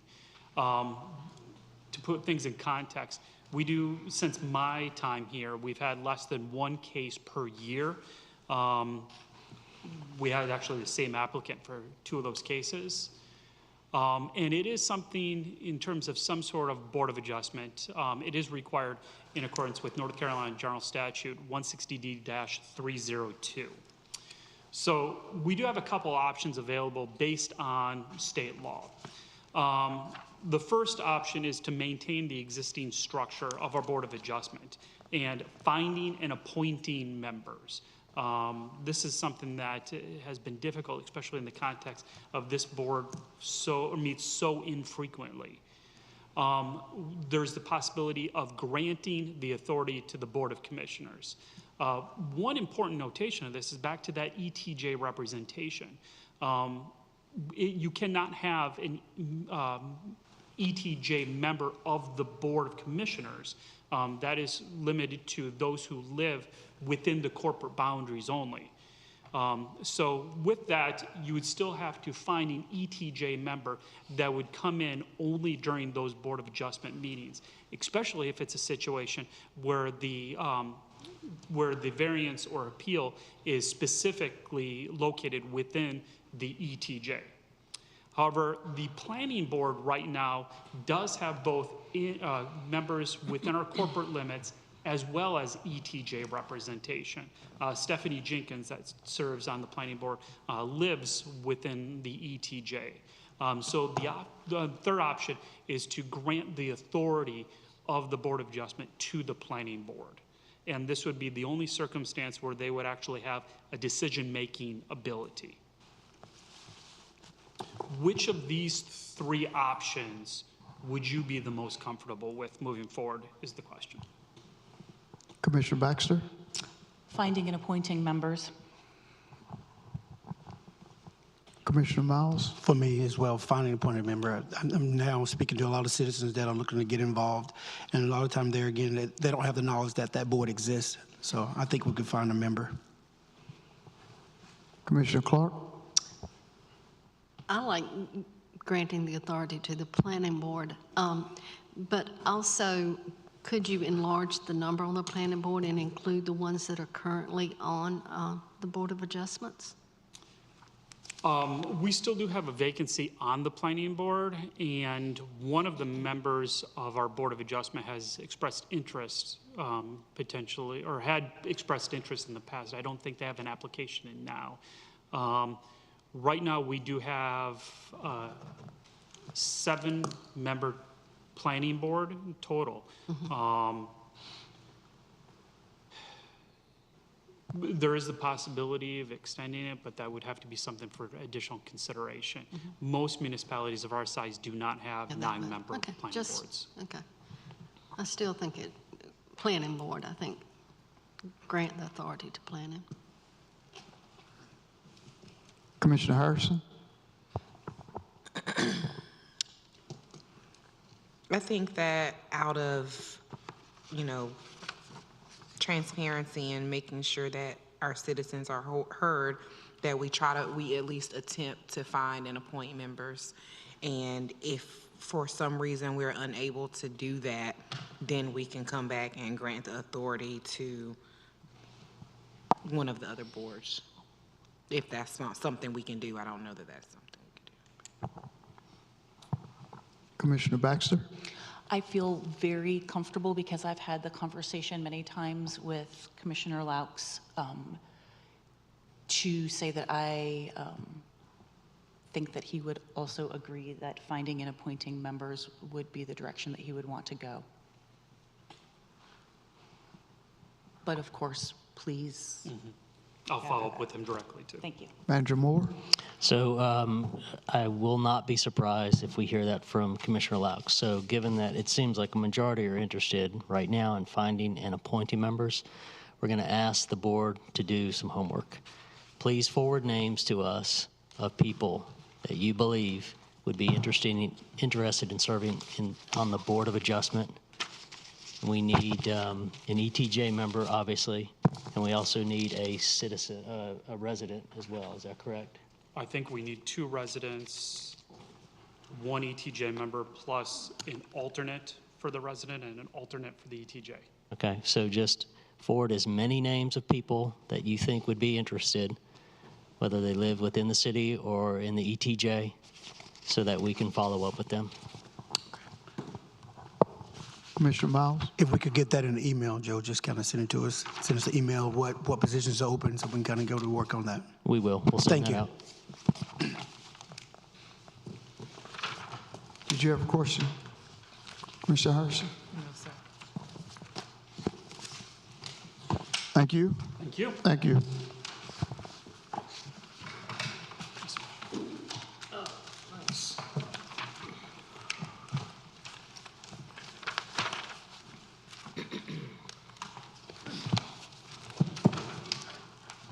Police strategic plan update.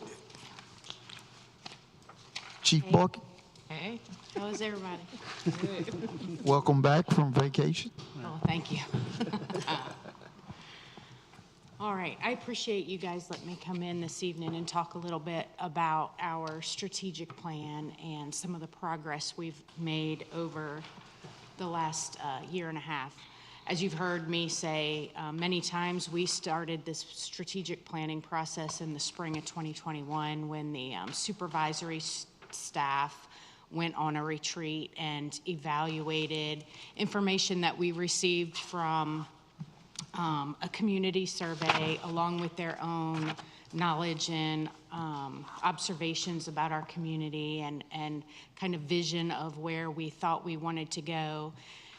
And we redefined our mission statement, our values, and set some overarching fundamental goals that we would aspire to over the next 5-6 years or so. Our strategic plan is a living document, and it's something that we evaluate and revise periodically. So what we are looking at today is a little bit different than what we were looking at almost a year and a half ago. It will change as our profession changes, and it will change as our community changes. I do think it's important that our community understands what our philosophy of policing is, and they should know what to expect from us when they're engaging us in community. So our mission is to enhance community engagement while keeping Zebulon safe. And our core values are professionalism, integrity, and service. We expect these values to be the decision-making filter that our employees use on a daily basis. We have 5 fundamental goals. The first is to prevent, deter, and thoroughly investigate crime, mitigate traffic concerns, build community partnerships, adhere to industry best practices, and commit to employee well-being. In the following slides, I'll describe some of the objectives and action items that we use to measure our success towards reaching these goals. I'll give you a glimpse into some of our plans for the coming year, and I'll ask that you give me some opinion and insight on how we can better serve our community.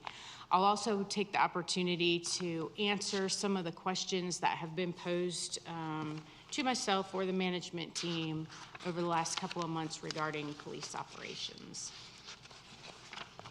So with regard to prevention, deterrence, and investigation of crime, we have several action items. We believe that the prevention and deterrence of crime is accomplished through proactive policing strategies, which include self-initiated activity, focusing on community policing, educating our residents on how they can protect themselves against crime, and concentrating on problem offenders. We need to do a better job of record keeping at the police department, so we're transitioning to using more of the modules within our records management system. The number of crimes in Zebulon is going to continue to rise as our community grows, but we are working to ensure that our crime rate, which is the number of crimes per 1,000 people, stays below our 3-year average. We'll thoroughly investigate those crimes that impact the quality of life for our neighbors. We'll work to respond to calls as quickly as we can, and I think you'll see here in a minute, we may have set a lofty goal for ourselves that I don't know if we're going to be able to meet. And we will strive to clear cases at a rate higher than the national average. Case clearance essentially means that we solved the case. Not necessarily an arrest, but we solved it. Last, we are working to define a means of information sharing within the police department and with our criminal justice partners to improve our prevention, detention, and solving of crimes. So we'll look at a couple of different performance measures. Proactive policing means that we're not waiting for a call to come in, but we're taking the initiative to engage in activity that thwarts crime. This includes foot patrols in Walmart, where we see shoplifting on a daily basis, or speed enforcement in high crash areas. Our self-initiated police activity in 2022 is on pace to triple the 3-year average from 2018 to 2020. We make a very concerted effort to be more visible and engaged in communities where we've experienced crime or nuisance activity. The next slide you have, you've heard from me many times that our call volume is increasing at a rapid pace. Much of it has to do with the growth of our community with regard to land mass and population, but some of this increase has to do with the self-initiated activity that the officers are taking on more than they have historically. It's important to evaluate crime as it relates to our size. Of course, as we grow, we're going to see the number of crimes increase. So it's important that we look at it as it relates to our population. Our goal is to maintain a crime rate lower than the 3-year average. In 2021, we did quite well at that, and we are on pace to see a 5% reduction in Part 1 crimes for 2022 if we continue at the rate that we're on. Our response time continues to increase, most notably from the expanded jurisdiction and the number of calls. Our goal would be to maintain a response rate that is at or below our 3-year average, which was right around 4 minutes. But realistically, we are not meeting that goal. We haven't in the last year and a half. And with traffic the way it is, the size of the community the way it is, and the population growth, it is very unlikely that we're going to be able to do so. For us, as I talked about this being a living document, we may adjust this goal to have it be something more reasonable. The state average for response to emergency calls is right a little more than 6 minutes, and that might be something we choose to benchmark ourselves against. That'll be something we evaluate as we do like end of year review of the strategic plan. I'll take an opportunity to brag on the police department and their ability and capabilities when it comes to investigative capacity. We are clearing more than half of the cases that come in for investigation. We took over 800 incident reports last year, and that means that we solved more than 50%. The national average for clearing Part 1 crimes is just about 33%, and the state average is about 45%, so we're doing well. In the coming year, we will strive to find success in meeting the performance metrics that we just looked at, but we'll also look at increasing proactive activity with foot patrols. This allows us more face time and personal interaction with our community. We will continue to focus on our top offenders. We'd like to grow our proactive drug investigations. Right now, a great majority of our drug charges come from traffic stops, and we need to be able to focus on the drug dealers that are operating in our community, and that takes a very proactive effort. I've mentioned many times that as our department grows, as our community grows, our department will need to grow, and we'll be asking for additional officers, both in the patrol division and in the detective division this year. We hope to make better use of our records management system by using more of these modules that are available within it. And we will grow our community engagement through education and awareness programs to help residents protect themselves from being victims of crime. The first question I have for you, considering the community that you serve, what education and awareness programs do you think would be useful in our community? Just to give you an idea kind of what I'm thinking about, during the community survey, some of our residents asked for a self-defense class or an elder check program. We recently wrote a grant application to the ABC board to be able to provide drug and alcohol abuse information to our community. Personally, I think a teen driving program, distracted driving program, even not just for teens, could be useful. What kinds of things do you think would be useful to our community in terms of teaching people how to help prevent crime for themselves? Commissioner Harrison. I would like to see more education and awareness programs on human trafficking.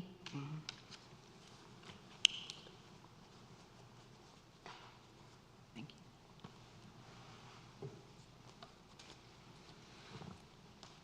you. Commissioner Clark.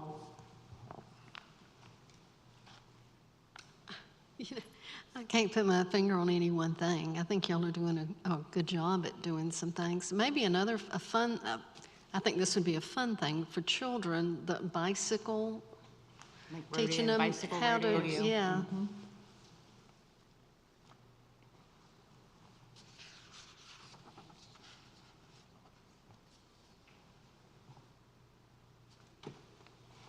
Commissioner Miles.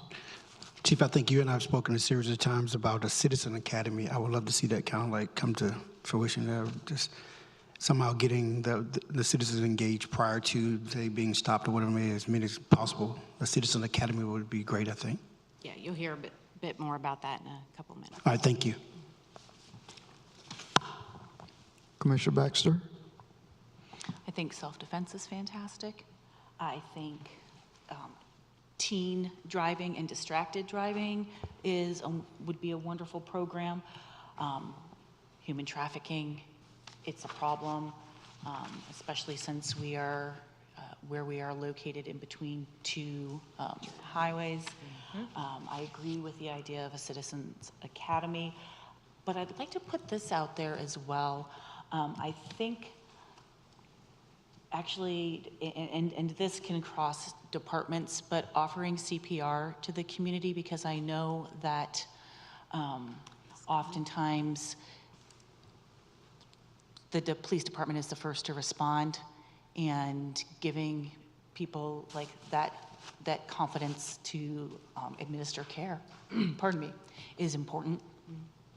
And we, both the police and fire departments, have CPR instructors, so awesome. definitely something we could do. Chief Boykin, can you speak into the mic, please? I cannot hear you. Yes.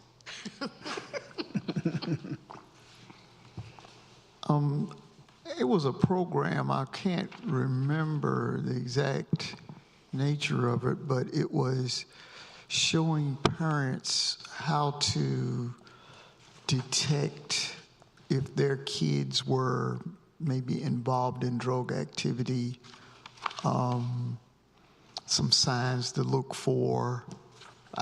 Does anybody remember the name of that program? It was something like you could go in your kid's room and you could look at certain things. Well, of course, if he's got a poster up saying something about 420, you know what to look for. Hopefully you know what to look for. That's an indicator. But And less clear indicators. Yeah, but it was some other little things too to say if you went into your child's room, what would stick out as far as possible illicit drug involvement. Commissioner Baxter? You just made me think of another probably extremely useful program that I would love to see pushed out to the community, and that's internet safety for children. Yeah. It's good. Very good. Commissioner Miles? Today we were at a program earlier, most of the commissioners and the mayor, we were at a program, they were talking about explorers programs. Have we looked into that in the community, kind of like starting them, kind of like what the fire has, what Chris and those guys have, and something like that for police would be a great opportunity. And the Boy Scouts, I spoke with their director, and they have funding for it and kind of looking for people to get involved like that. So might something we want to look at. Thank you. Any more questions? Comments? Next question. I'm moving on to the next topic. Okay. Our second goal is to mitigate traffic issues facing our community. Our original strategy focused on establishing a traffic unit, which you funded this year. We've not yet hired the personnel to backfill that position, but we do expect that the traffic unit will be in operation by the end of the year. We identify high crash areas and focus our enforcement efforts in those locations. We partner with Governor's Highway Safety and participate in all of their programming. We're working to host monthly and quarterly enforcement campaigns in areas where we receive complaints from citizens or where we observe traffic problems. We're in the process of developing traffic safety education programs, the teen program specifically. And we're interested in defining a grading matrix for technical review so that we're having input on the front end to mitigate traffic problems in communities and developments instead of having to deal with them on the back end once folks get moved into the homes. This is a map illustrating our top 5 crash locations. Though we've not yet deployed our traffic unit, we have identified the officers that will serve in that capacity, and they're already taking on roles associated with the traffic function. Each month, they publish a calendar that focuses the department's attention in areas where we've had high crashes, where we've had community complaints, or where officers have observed regular traffic issues and problems. Speeding and inattention are the cause to most of the crashes in our community, and so you will often see us doing speed enforcement in these areas. Click It or Ticket is one of the Governor Highway Safety Program's campaigns. Last year, they hosted 14 different campaigns that focused on drunk driving, seatbelt usage, speeding, crash reduction, and interagency cooperation. We did participate in all 14 of those activities. One of the performance measures related to traffic that we evaluate is the number of citations issued. We're taking a more assertive stance with traffic enforcement than we have historically. Every officer is expected to conduct traffic enforcement, and for a variety of reasons. One, although crashes are remaining fairly steady, the severity of crashes has increased notably over the last 2 years. More people are being injured in crashes than they ever have, and the injuries are way more significant. We're concerned that, I'm sorry, I lost my place here. We focus on traffic enforcement because it's a concern for our community. When we did the citizen survey, it was probably the number 2 item that they discussed, traffic here in our community. And then the town's infrastructure doesn't really support the number of people we have living here. Traffic is becoming a big issue. You see it every morning on the way into Raleigh. And the more proactive we can be, the better influence we'll have on ensuring a good flow of commerce. So traffic citation issuance has increased over the last 2 years, but warnings have increased as well. And I do want to point out that we issue warnings in 45% of the traffic stops. So I know a lot of people think we just stop cars to write tickets and we make all this money off of it, but we do not. Another performance measure we review is the deployment of our speed measuring devices. We'd like to see an increased use of this technology. In 2021, we conducted 8 speed studies in complaint areas, mostly in neighborhoods from community complaints, and we are on pace to do 12 speed studies this year.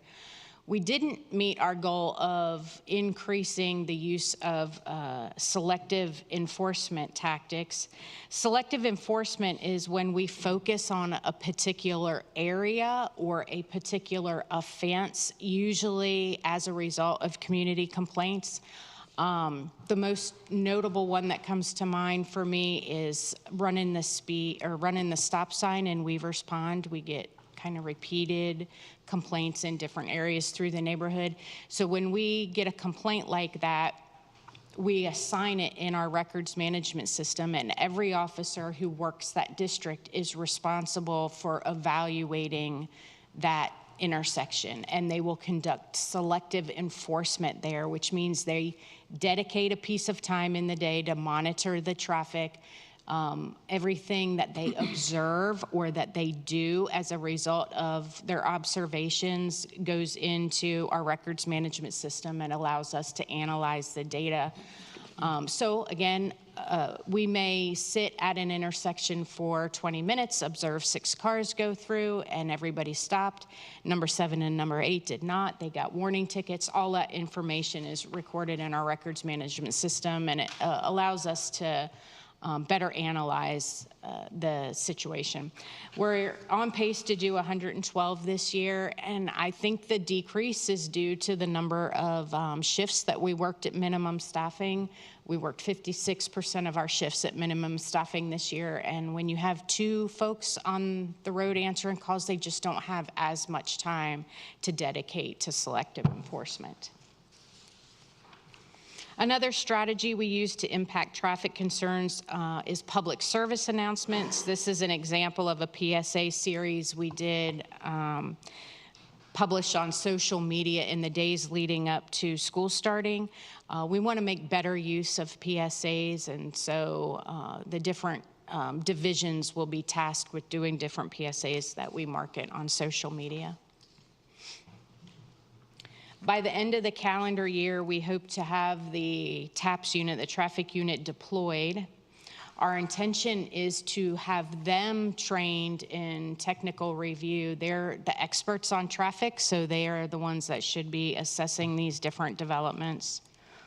We hope to define a stronger working relationship with our neighbors to attack some of the traffic concerns collectively, and I'll use the 64 corridor as another example of that. I think we can work better with our partners at the State Highway Patrol, Wendell PD, Knightdale PD, and address some of the problems that occur on 64. As I noted earlier, we want to offer driver's education programs, specifically working on a team program, but have the expectation that we'll have programs for all drivers. Lastly, we're interested in growing our camera program. This year, you funded the Flock camera system. We really expected that it would have been deployed at least by August, and we're not there yet. Realistically, the equipment that the company needs just hasn't come in, and we're on a delay. I'm hoping that we have it within the next month or 2, but there's not a guarantee of that. Our next areas of focus for the camera system would be downtown and in the East Gannon area. So I'm interested in hearing from you, what traffic concerns do you have personally or have you heard about from your constituents that you would like to see as a priority for our department? Commissioner Harrison? I feel like that's such a question, huge question. We get that every day, like literally every day. Of course, the biggest concern is 64. The ramps going on the highway and coming off, especially here in Zebulon. I think I see that on social media not just every day, but multiple times a day. Yeah. So definitely that area. And also, a few months ago, a gentleman came in during a public hearing, and he had major concerns about cheats, the area with people will kind of turn in, turn out. Yes, and that is a major concern for me as well, because I travel that road often. And I just see how many people will use that as a turning lane when it's not a turning lane. I don't know what, if anything, we can do about that, but that is a major traffic concern for me. Last thing, also coming in and out of Tarrant Meadows, that is concerning. Thank you. You're welcome. Commissioner Clark? I think Arundel Avenue's issue as far as speed is concerned. I sit in my office and look out the picture window, and I am waiting for cars or trucks to hit head-on down there where they merge into one lane. Because they start speeding at my window, and I mean, it's unreal. I'm surprised something hasn't happened, but that's because I see it every day. And also some of the speed of some of the trucks that go through neighborhoods seem to be a little fast. I mean, they couldn't stop if a child ran out in front of them. So I think that's a concern. Specifically, the concrete trucks. That or big dump trucks. Well, they're from the same facility. Yeah, they are. I know. And they come down East Sycamore a lot. A lot. And Horton also. And Vance also. Commissioner Miles? I think Commissioner Harrison kind of hit most of the areas that we're seeing on social media, and we're getting in emails, and we're getting in texts, and we're getting in calls.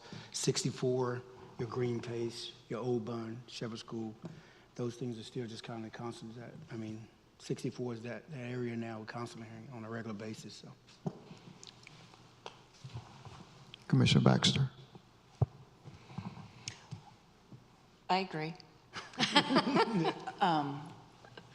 But I think when we're talking about the highway, how much more can we expect ZPD to be taking on, considering how much, we continue to operate with, minimum staffing? That's concerning to me. While operating on the highway is, of course, going to be needed, we're going to get that both from the police as well as the fire department. Every time that happens, we're taking folks away from the municipality. And I hate to see that happen. And, what's it going to take to flip the narrative on that? Do we need to have a letter writing campaign? I mean, I know there's plenty of people on social media that maybe we could redirect their anger away from us and send them to, the State Highway Patrol or whomever could lend some more assistance and have perhaps greater funding to be able to mitigate these issues.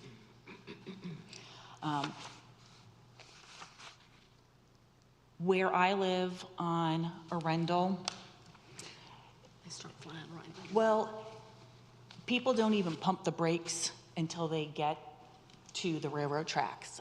And there is a crest right at the entrance to Community Park.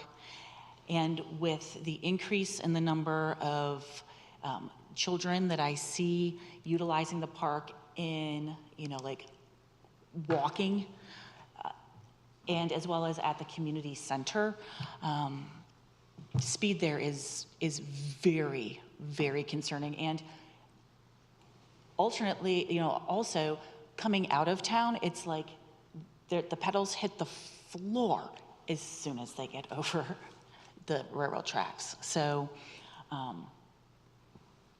I know that for me, that is what I see most often. Recently, I've noticed more folks swerving around later at night. So maybe, like participating in those, DUI checks, like that's a fantastic program. And I know that that's, cross municipality, that lots of folks come to help out with those. I certainly would like to see that program expanded if possible. Just a tidbit of information, but DWI arrests are up 347% this year, and that has to do with the proactive work of the officers looking for those things. It doesn't surprise me. What was that percentage again? 347%.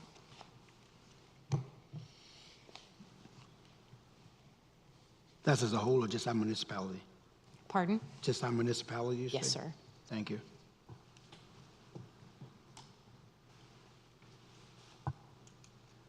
We good to move on? Yes. All right. Our third goal is related to community outreach and engagement. In an effort to build community partnerships, we've established 8 action items. The first had to do with redefining expectations for our staff. Every evaluation has been revised to include an assessment of officers' commitment to community policing. We began recording our time spent in community outreach and community engagement. We composed a career development program that hinged upon the growing capacity and capability of our officers with community policing. You funded this program this year, and I can tell you that it is going to be a major retention and recruitment tool. But bigger than that, it's a means of holding our staff accountable to community policing philosophies. We're in the process of planning our first Citizens Police Academy that will be held in the winter of this year, and we hope to deploy a youth academy this summer. Awesome. We've created the foundation for a police athletic league by hosting open gym every Wednesday afternoon, and we've reached out to our faith leaders in the community and established a working group of individuals who are committed to service in our community. Last, we would like to focus on a marketing strategy that helps us tell our story to community.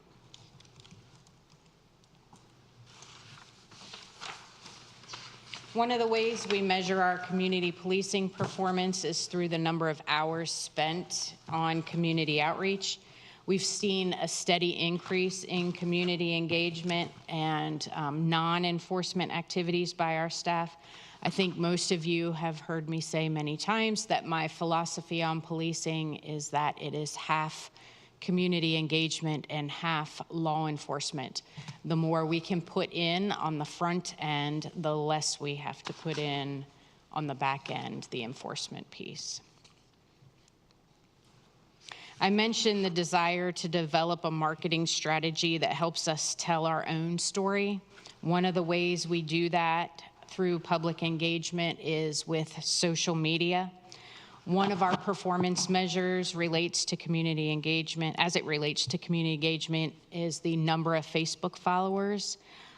We use social media to get out emergency messages like with the school threat last week, and then everyday kinds of messages reminding people to lock their cars at night. We are on pace to have 11,000 followers by the end of this year. These photos represent a few of the outreach initiatives that we've implemented in the last year and a half. The first is Open Gym. Every Wednesday afternoon, our detectives host Open Gym at the community center. When it started, we had maybe 2 or 3 kids who were coming out there, and now we've got 15 or 20 some days, and have gotten to the point where we have to limit their time on the court to make sure that everybody gets a chance to play.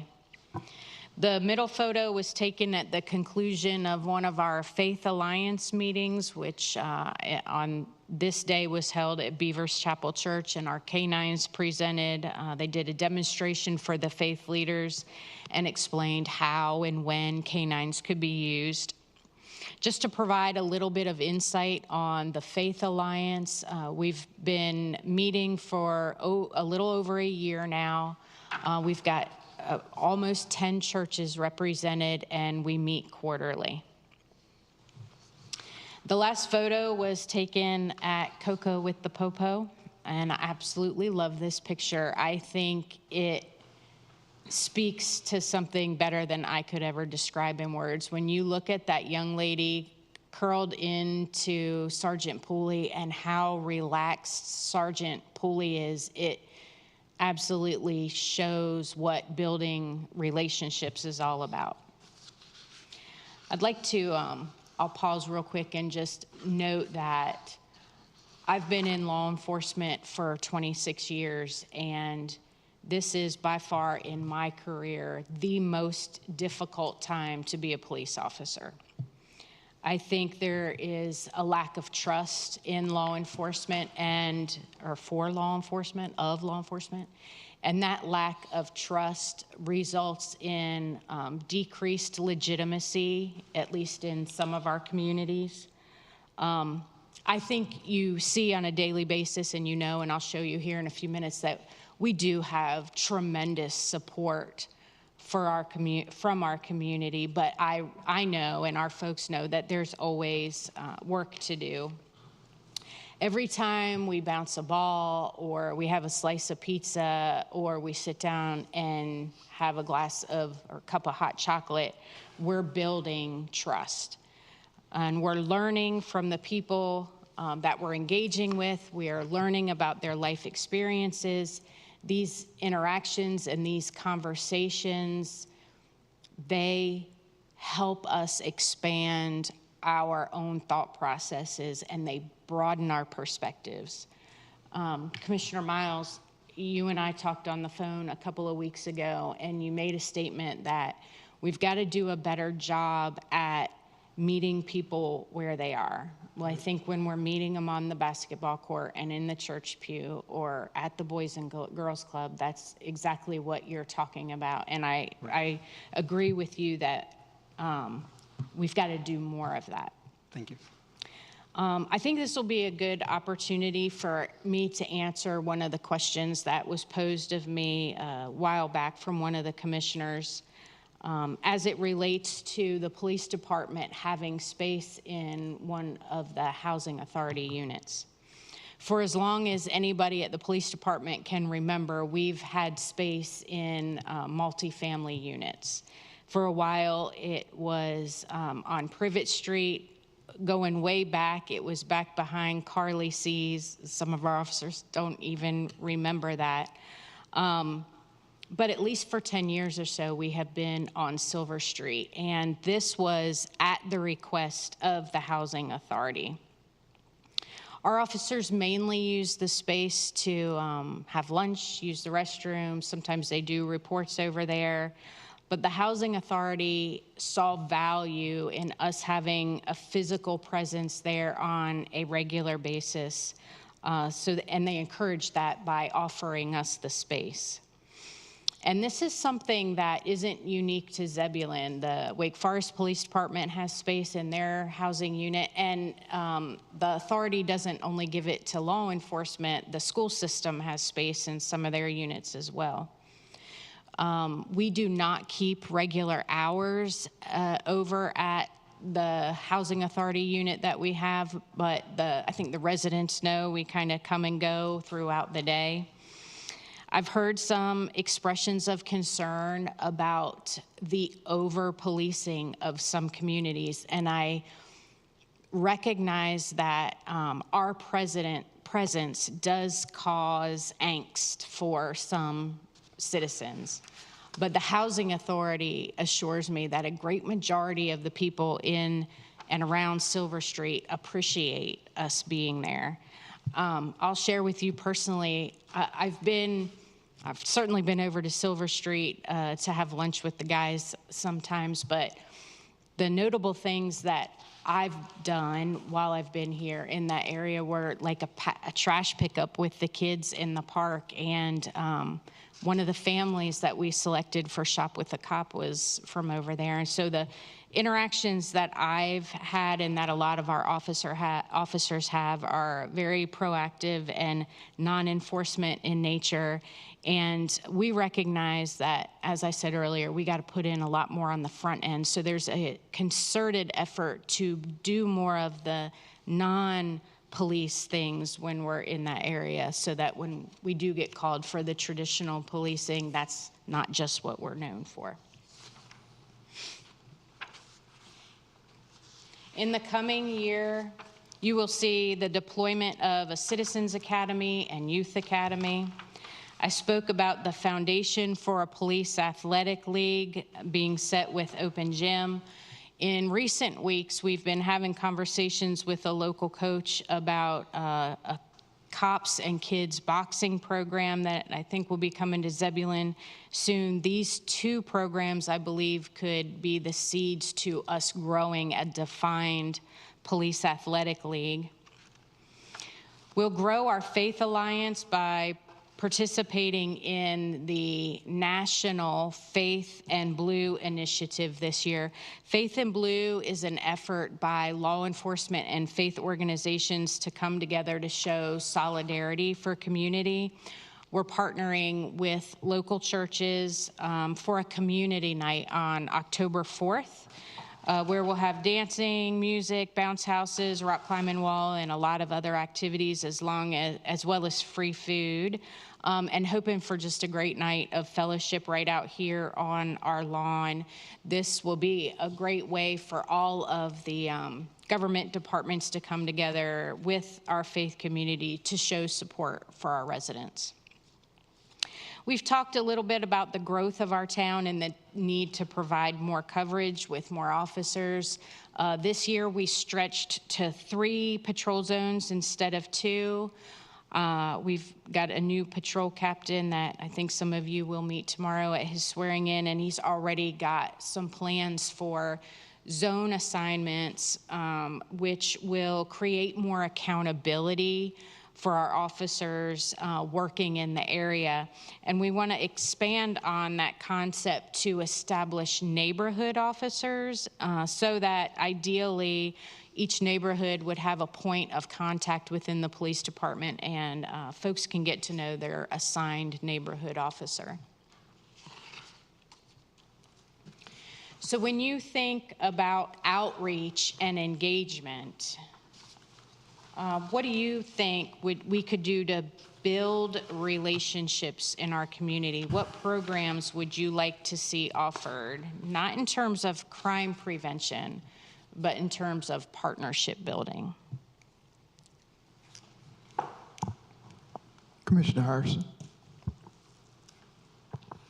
I think what you all are doing looks really good. I'm excited to see the different things roll out next year and just the growth of what you're already doing. Commissioner Clark. I think you're doing a great job, and just keep up what you're doing and add as you see necessary. Commissioner Miles. No problem comes to mind, but to kind of just recap on what the chief was saying earlier, I kind of want the housing authority issue. I heard you say that citizens, you use a quote that said meet them where they're at, and then that the housing authority, they feel it's a positive aspect in that community. I personally, like I said, when I go through those communities, I get a different perspective. And I'm trying to figure out the right thing to tell the citizens that live in that area, said, okay, this is for your benefit. Some don't feel the way that you put it. They feel as if they're being somewhat, that targeting aspect of it. When they wake up in the morning, or well, most of the time, what they say, they come over for lunchtime, from what I hear.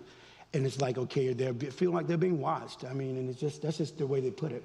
And figuring out what and if we can do. Yes, I know that potentially can be a problem area or whatever it may be. But some of them don't feel that warm and fuzzy when they see it. It feels somewhat of intimidation. So what, as a commissioner, what am I to say to that citizens that feel that way? What would you recommend? I think it comes down to having a conversation, and for I think it was probably 2 weeks ago. I wish I had a picture of this, but 2 weeks ago, Officer Salim was out there and one of the kids came up and approached him and they sat on the corner and they ate chicken nuggets together, sat on the edge of the sidewalk there. But I think it takes that and not expecting a kid to walk up to us all the time, because that's not going to happen. We have to initiate that engagement. And I think that most of our folks do.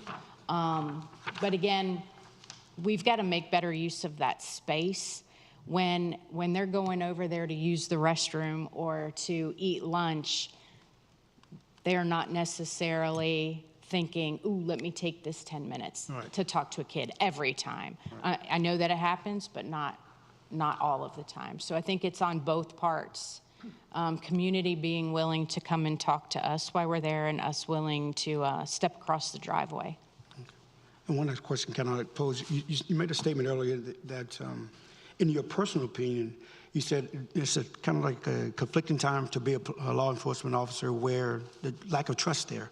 What do you think that lack of trust has come from in the community, in our community? What are your personal thoughts on that? Yeah, I was speaking more generally about the profession. I am amazed every day at the amount of support that we have from this community, and I would be naive to say there's not a lack of trust with some folks in our community. I think that is the case. Part of it, a good deal of it personally, I think has to do with the media representation of law enforcement and how one incident gets applied to the greater group. Some of it has to do with historically how people have engaged law enforcement here in Zebulon, and I wasn't here, so I wasn't privy to how we interacted with community then, but I mean, you've shared stories with me, so I know that there are residents who haven't always had the best interactions with our cops. And I can tell you that the expectation and the standard is for engaging people in meaningful ways and for being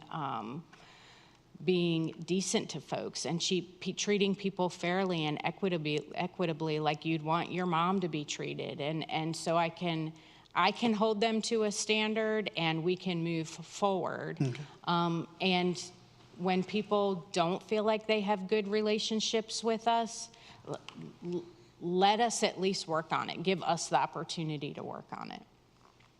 Thank you. Commissioner Baxter.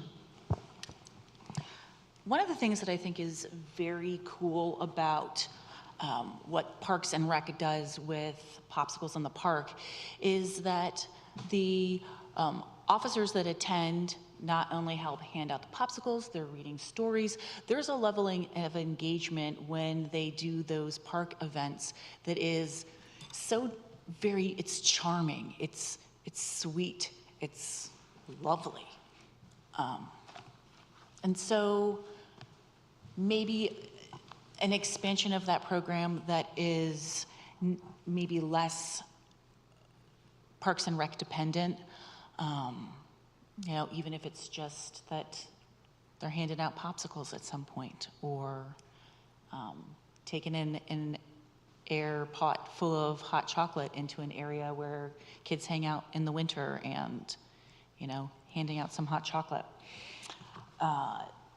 One of my very good friends from high school married a rabbi, and he is just so amazing with the outreach that he does with his police department.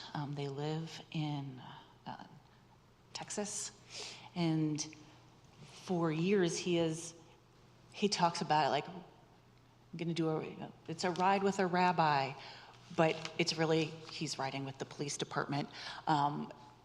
And he has actually acted in so many very beneficial ways with helping with community interactions, de-escalation of situations, being there on hand to provide support. So I don't know if that's something that you might want to consider at some point with your faith community.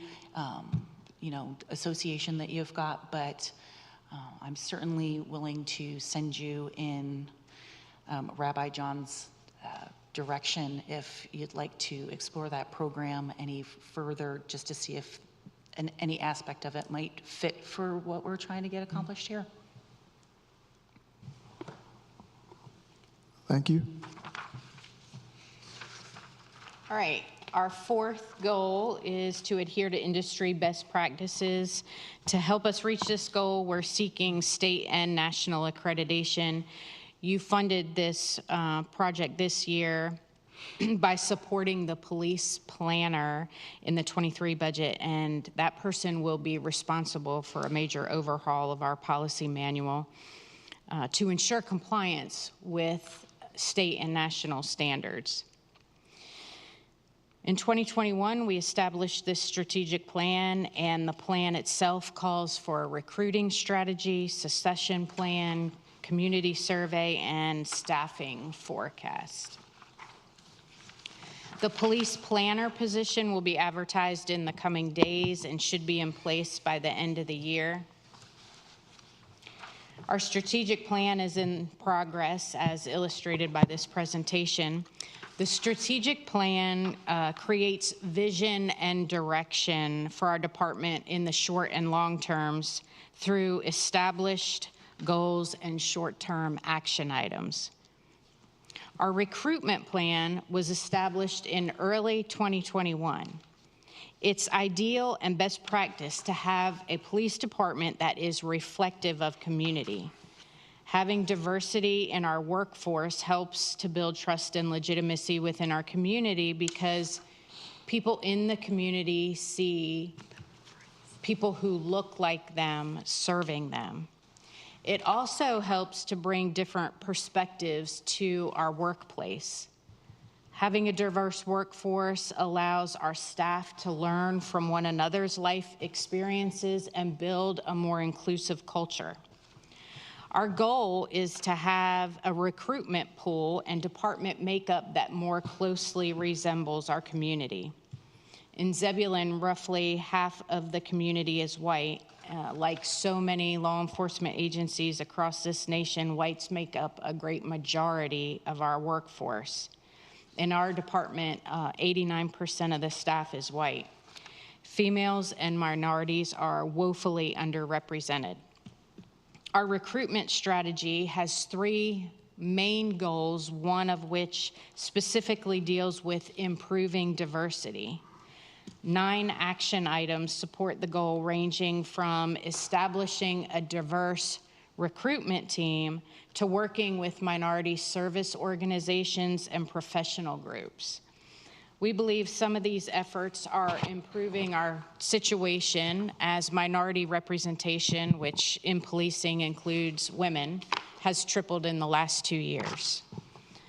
The question I have for y'all is, what strategies have you heard about that you believe might help us increase female and minority representation in our applicant pools and within our ranks?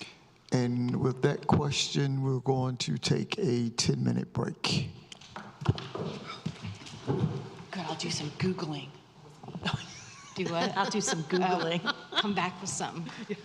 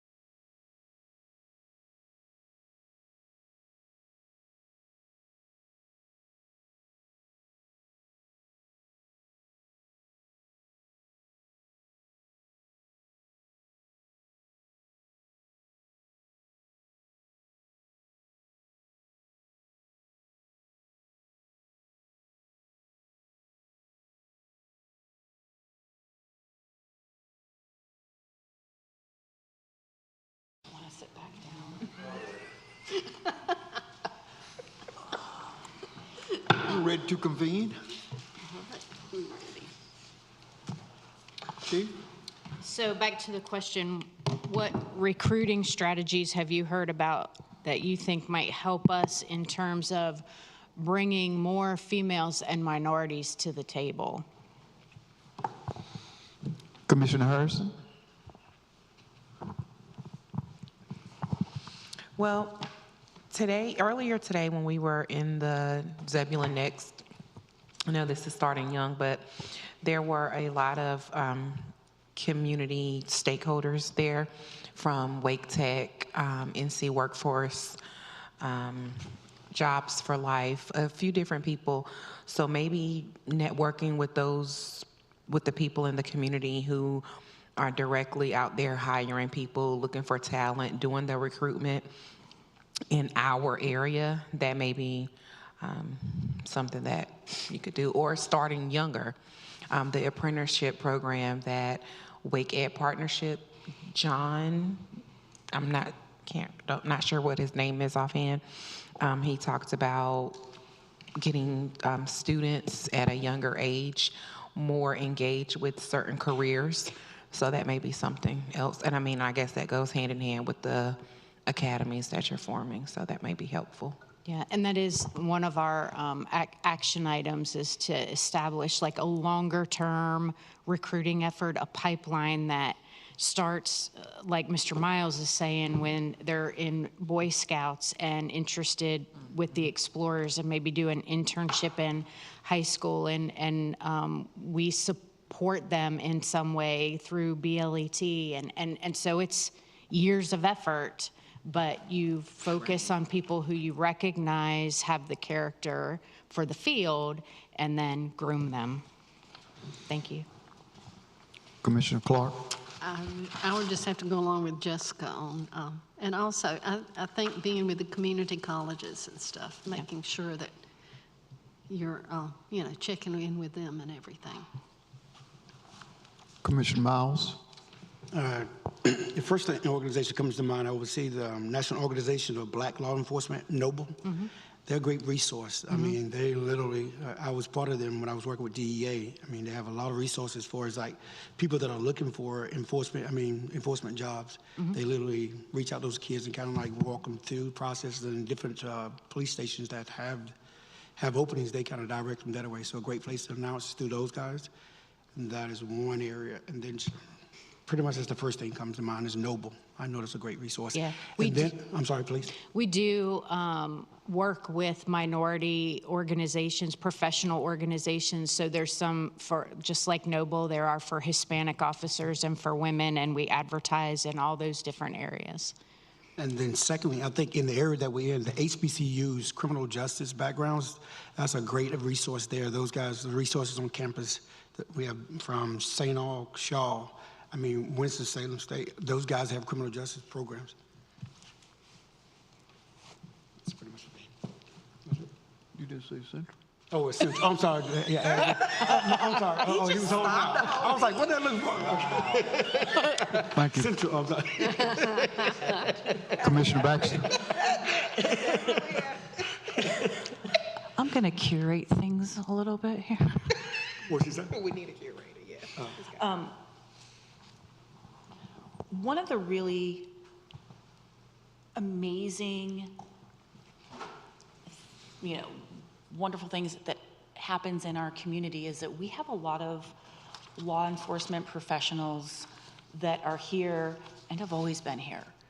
They've grown up here, and they want to stay in Zebulon. They love Zebulon. Sometimes there is even like a family history of working in law enforcement.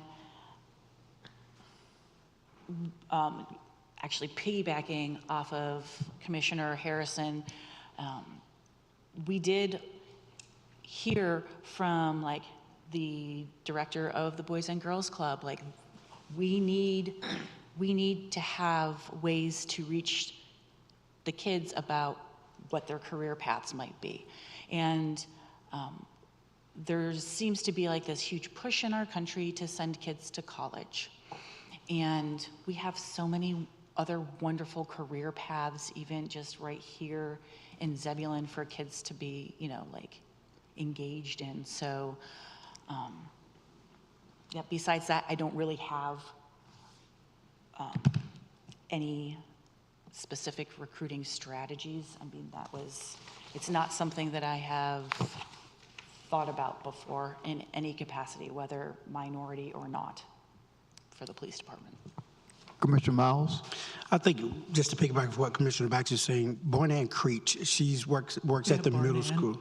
She works at the middle school. She's doing great things with like the club programs. She has an opportunity for explorers. Those kids are, as Commissioner Harrison stated as well, catching them early now in middle school. So she's looking at opportunities to get involved in the community with us, things like that. And that would be a great opportunity for the police to kind of find a little avenue to kind of get inside that and reach them in this, 6th, 7th grade. That's a great opportunity there. Commissioner Baxter? I know that we're giving you like these long-term ideas that are going to take years to develop, but certainly, if not bar none, the idea of actually maybe like developing a program or a club, because one of the great things that happens, especially at Zebulon Middle School, is all of these fantastic clubs for kids that help direct them towards future careers. So that might be something that could be wrapped into the career ladder somehow, participating in, hosting or mentoring in one of those clubs.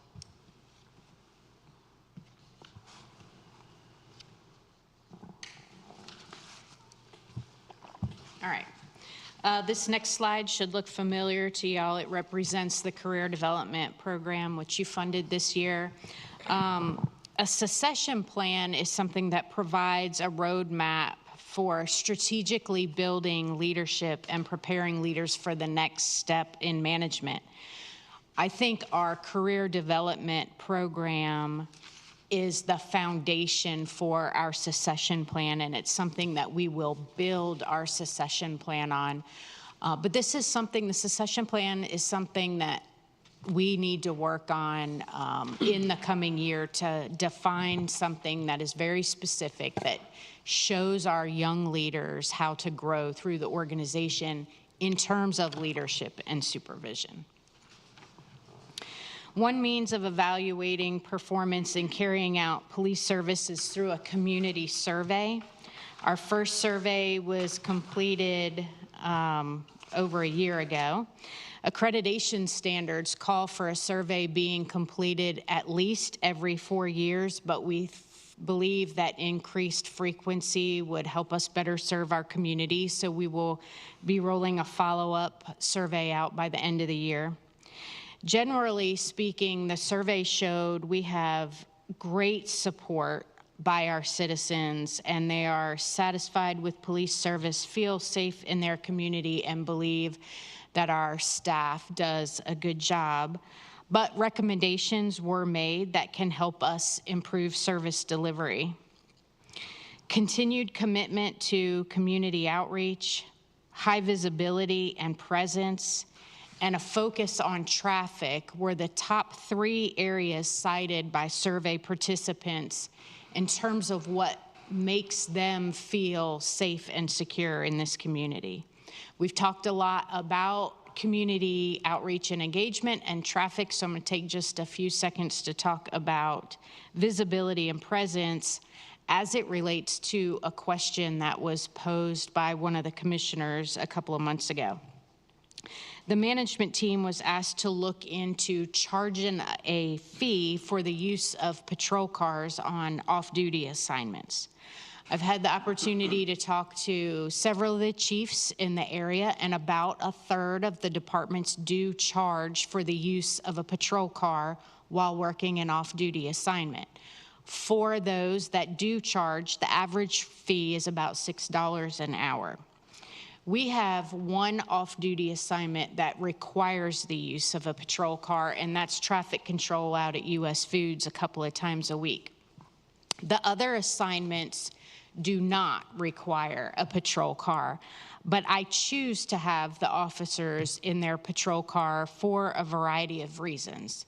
Action, he's got everything he needs to take care of that action, so he doesn't have to call a patrol officer on duty to take care of that incident, up to taking someone to jail. So it wouldn't remove anybody from patrol, and the officer working the off-duty assignment would be able to handle it himself.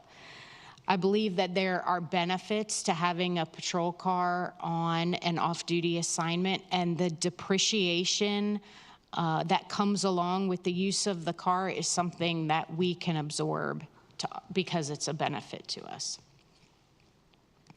Another action item of our strategic plan is the creation of an employment forecast. This was actually one of the first things that I did when I got here in the fall of 2020, knowing that the fast pace we were growing at, and it was happening at budget time. The command staff and I sat down and worked through establishing a 5-year employment forecast. Like the strategic plan, this is very much a living document, and I bet it's changed 3 different times since I've been here already. You've heard me say that we'll need to add international accrediting bodies. Part of this process involves an overhaul of our policy manual, which will be quite an undertaking. As I noted a little bit ago, we'll be pushing out a follow-up community survey to the one we originally put out. And we'll be working towards defining a long-term succession strategy for our department built upon the career development plan. The last of our principal goals is geared at organizational health. It involves action items that are aimed at improving employee well-being and satisfaction and lends to having a healthy culture. Our action items included establishing a career development plan, promoting leadership development, and establishing a succession plan. We worked towards implementing physical fitness standards and are looking at ways to improve physical and mental well-being of our staff. We continue to monitor and adjust our staffing forecasts and are investigating options for creating diversity in work assignments within the department. We intend to explore options for incentives as it relates to speaking foreign languages, recruiting good candidates, and even living in town. And we're interested in growing our volunteer corps as a means of letting our community a testament to their personal commitments to health and well-being. Shannon, you mentioned this earlier. We've forged a relationship with our Faith Alliance that allows us to call upon them in times of need. When Officer Hathaway passed away last year, these faith leaders responded to us immediately to offer counsel and compassion to our officers. So it's been a wonderful, mutually beneficial relationship. Our staffing forecast has changed from the last one you saw in the FY23 budget. We continue to evaluate the growth of our community and make adjustments and projections for how many officers we'll need in the future. This year, we added traffic positions to our specialized assignments, which included detectives and canines. We've got to find ways of providing our employees more experiences in the workforce, and that may come in the form of temporary assignments. So far, our volunteers worked over 200 hours. She's responsible for the 9 p.m. routines you see every night on Facebook, and she also put together the training files and helped process through the 14 people who went through career development. In the coming year, we hope to grow our volunteer program by hosting more volunteers. Captain Colette's been accepted into the 285th class of the FBI National Academy. This intensive 10-week program is in Quantico, Virginia, where he'll live with 225 peers from across the globe and receive some of the most meaningful and timely training he'll ever get in his career. Part of our succession plan requires supervisors to grow their leadership. There are several different management and leadership programs in and around Wake County. But in the last year, we have developed a relationship with the FBI and plan for our supervisors to attend the Law Enforcement Executive Development Academy, or the Command College, on their road to executive leadership. I discussed our focus on physical and mental health for our staff. One way to improve that is through heart health assessments. You provided funding this year for us to participate in a wellness program similar to what the fire department's been doing, and we hope to have that kicked off by this spring. Lastly, I spoke about seeking incentive. We'll investigate this as part of the budget process, but maybe offer incentive for officers who find a good recruit or speak a language or live here locally. So, ton of information. I'm happy to answer any questions that you have, or let you stew on it and answer them later. Commissioner Harrison, No questions. Commissioner Clark. No questions, but I'm really impressed with what y'all are doing. It's Thank doing you. a great job. Commissioner Miles. Quick question. Currently, how do we handle like our Spanish-speaking community? How do we, if there was a traffic stop, speak Spanish, what do we do? Yeah. Sometimes we muddle through. Had an incident just a couple of weeks ago where a gentleman was looking for where his car was towed to, and he caught me in the back parking lot and ended up getting a friend to translate for us. When we have incidents where we're citing someone, making an arrest, there's an enforcement action taking place, we have a language line that we use. We really need to, I would love to, I'll just say that, I would love to get some folks working for us who had Spanish as a second language. Okay. So it is an area that we need to kind of work on a little bit then. Yes. All right, thank you. Commissioner Baxter. I've actually had conversations about maybe having Spanish and other languages offered as a class that can be taken by the employees. So if we can't find someone that's speaking Spanish, we should be actively trying to learn Spanish ourselves. We have there's a Spanish for law enforcement course that a lot of our folks have taken, but you have to use it regularly. I had one question, and it's probably in the certification or the procedure somewhere. How often do we evaluate the officers as far as are they living up to the standards? Standards may be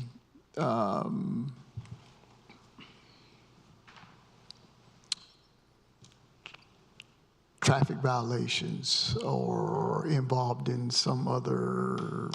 So our policy requires that if they're involved in anything, certainly being stopped, if they're stopped on a traffic stop, if they've gotten a citation, if they're given papers for a worthless check, that has to be reported to us. What I thought you were going with when you started saying that is any kind of like evaluation in terms of fit for duty. And that's something that I think we're seeing a change in the profession. It used to be that you had a psychological when you were trying to get hired, and that was the last time you had a psychological. But there's a lot of conversation going on right now about having psychologicals done every 5 years or so. So it'll be interesting to see how that pans out. And I think that's part of fit for duty also. I don't know if it's like on a volunteer basis or some folks ain't gonna tell on themselves if they was involved in something in another state or whatever, and I just don't know how we will go about finding that out or making sure that. Yeah, there's not a process by which we run criminal histories on our staff on any kind of regular basis. It is just in policy that they report it. There is a process by which we evaluate their driving record periodically. Okay. Kind of piggyback off what you're saying, there's no database kind of like where, say, a law enforcement officer has issues at one department, he leaves and goes to, he or she goes and leaves, go to another. There is. Can you inform me on that a little bit, So please? there's training and standards is sort of the body that holds all that information. And so, for example, if we terminated somebody because of a truthfulness issue, they wouldn't have their certificate reviewed at the time that we terminated them, but they would have their certificate reviewed at the time they applied for another agency. So when Training and Standards learns that Clayton Police Department is now interested in hiring them, they would initiate an investigation, and if warranted, they would pull their certification. Then there is a warehouse of anyone who's had a certification pulled in any state. Our state training and standards deconflicts with all the other states to ensure that they weren't terminated anywhere else. Thank you. And then, here's another one. Scenario. How much is given into the hiring practices as far as maybe officers from another community want to transfer because of some disgruntlement going on in that community that may or may not disapprove them for employment, but should raise a flag at least, right? Yeah. So the background process is very thorough. When we're looking at a candidate, we go to each of the places they have worked at before. We do a file review where they give permission for us to look at their full personnel files, and so we evaluate everything. And then we do reference checks as well. So in addition to seeing what physically ended up in a file, you talk to employees that they worked with, and you get to hear the stories about what happened. So it's a very thorough background process. Takes weeks. Yeah. Good. That's very good. Thank you. Any other comments, questions? Thank you, Chief. I think that was very thorough and good information. Thank you. Appreciate it. Thank you. Thank you, thank you. Next, we had rules and procedure, and what was the other one? The dissemination of information policy. Yes. There was a commitment that Manager Moore was going to come back before us with more information at this work session, so I just wanted to check back in to see where the progress was. Okay, so I apologize if I was not clear, so let me just restate some things as I remember them anyway. When this board met at the August work session, they produced a rules of procedure was introduced. What I shared with the board is that they were going to have a discussion about a rules of procedure coming up at this work session, and maybe they want to consider holding off on that. At last week's mini retreat, I suggested that they hold off on the conversation for tonight on the rules of procedure and roll it forward to the mini retreat next week. The reasons I mentioned that is, one, Commissioner Laux was not going to be there. And as we have tried to model tonight, what we want to do less of is craft a policy for you all to react to and get your input initially, so then we can craft a policy for then you all can have a further debate. And without Commissioner Laux there, we thought it would be less productive. The second reason I mention it is because these work sessions start late and we're already at 9:30, and these work sessions take a lot of energy, as you all have seen. And so that's why at the end of last week's mini retreat, I made the suggestion and checked in to see if you all would be okay moving the rules of procedure forward to the next mini retreat. The third reason I mentioned that moving it forward was one of the things that was revealed in your last mini retreat that I thought was very effective, hopefully it was effective, is we pitched quite a few hypotheticals to you, and we got what I consider to be some really good dialogue from that. So what we are in the process of doing is developing some dialogues that go beyond the rules of procedure that are just focused right now on agenda setting. Agenda setting is an important thing, but as you will find, the rules of procedure are also about what your expectations are of each other. And so it's going to go beyond that. So the reason I had mentioned that at the last mini retreat was that you push this conversation from this work session to the next mini retreat is to allow you all to have a more robust conversation. So that was my memory from what I shared last Thursday. So we can look forward to digging into these a little bit further on the 22nd. You can, well, here's what our plan is. If you want to dig into what was presented, you can do that. But what we intend to present is very much similar to what was presented last week on the hypotheticals around open meetings law and the other things. And so we will pitch to you probably what will be 6 to 8 hypotheticals to get you all talking about what do you consider to be the expectations, not only of things like setting agendas, but what are the expectations that you expect of each other as far as information, conduct, and things like that. So if that's what you mean by digging in, that's what we will do. If you want to go further than that and discuss what you have produced, then you can do that. It's going to be your meeting. But our plan is to present you some hypotheticals to get you discussing and dialoguing, since this is going to be a document that you bind yourself to.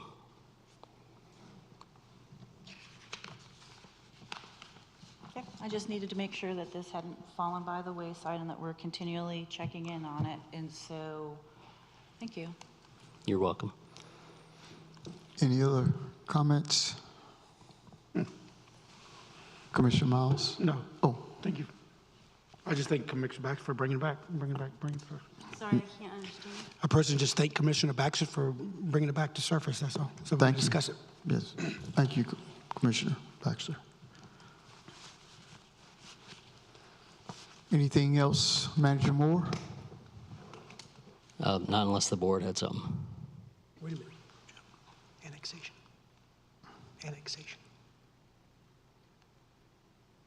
That wasn't added to the agenda.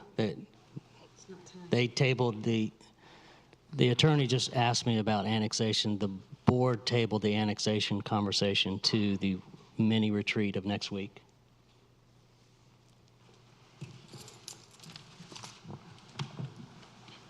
We all clear? Is there a motion? Motion to adjourn? Second. Is there a second? Meeting adjourned. Who's swearing in tomorrow? I have no idea. I don't know. I didn't get We that. didn't get the invite. I just, I said maybe I wanted to include that. I didn't, no,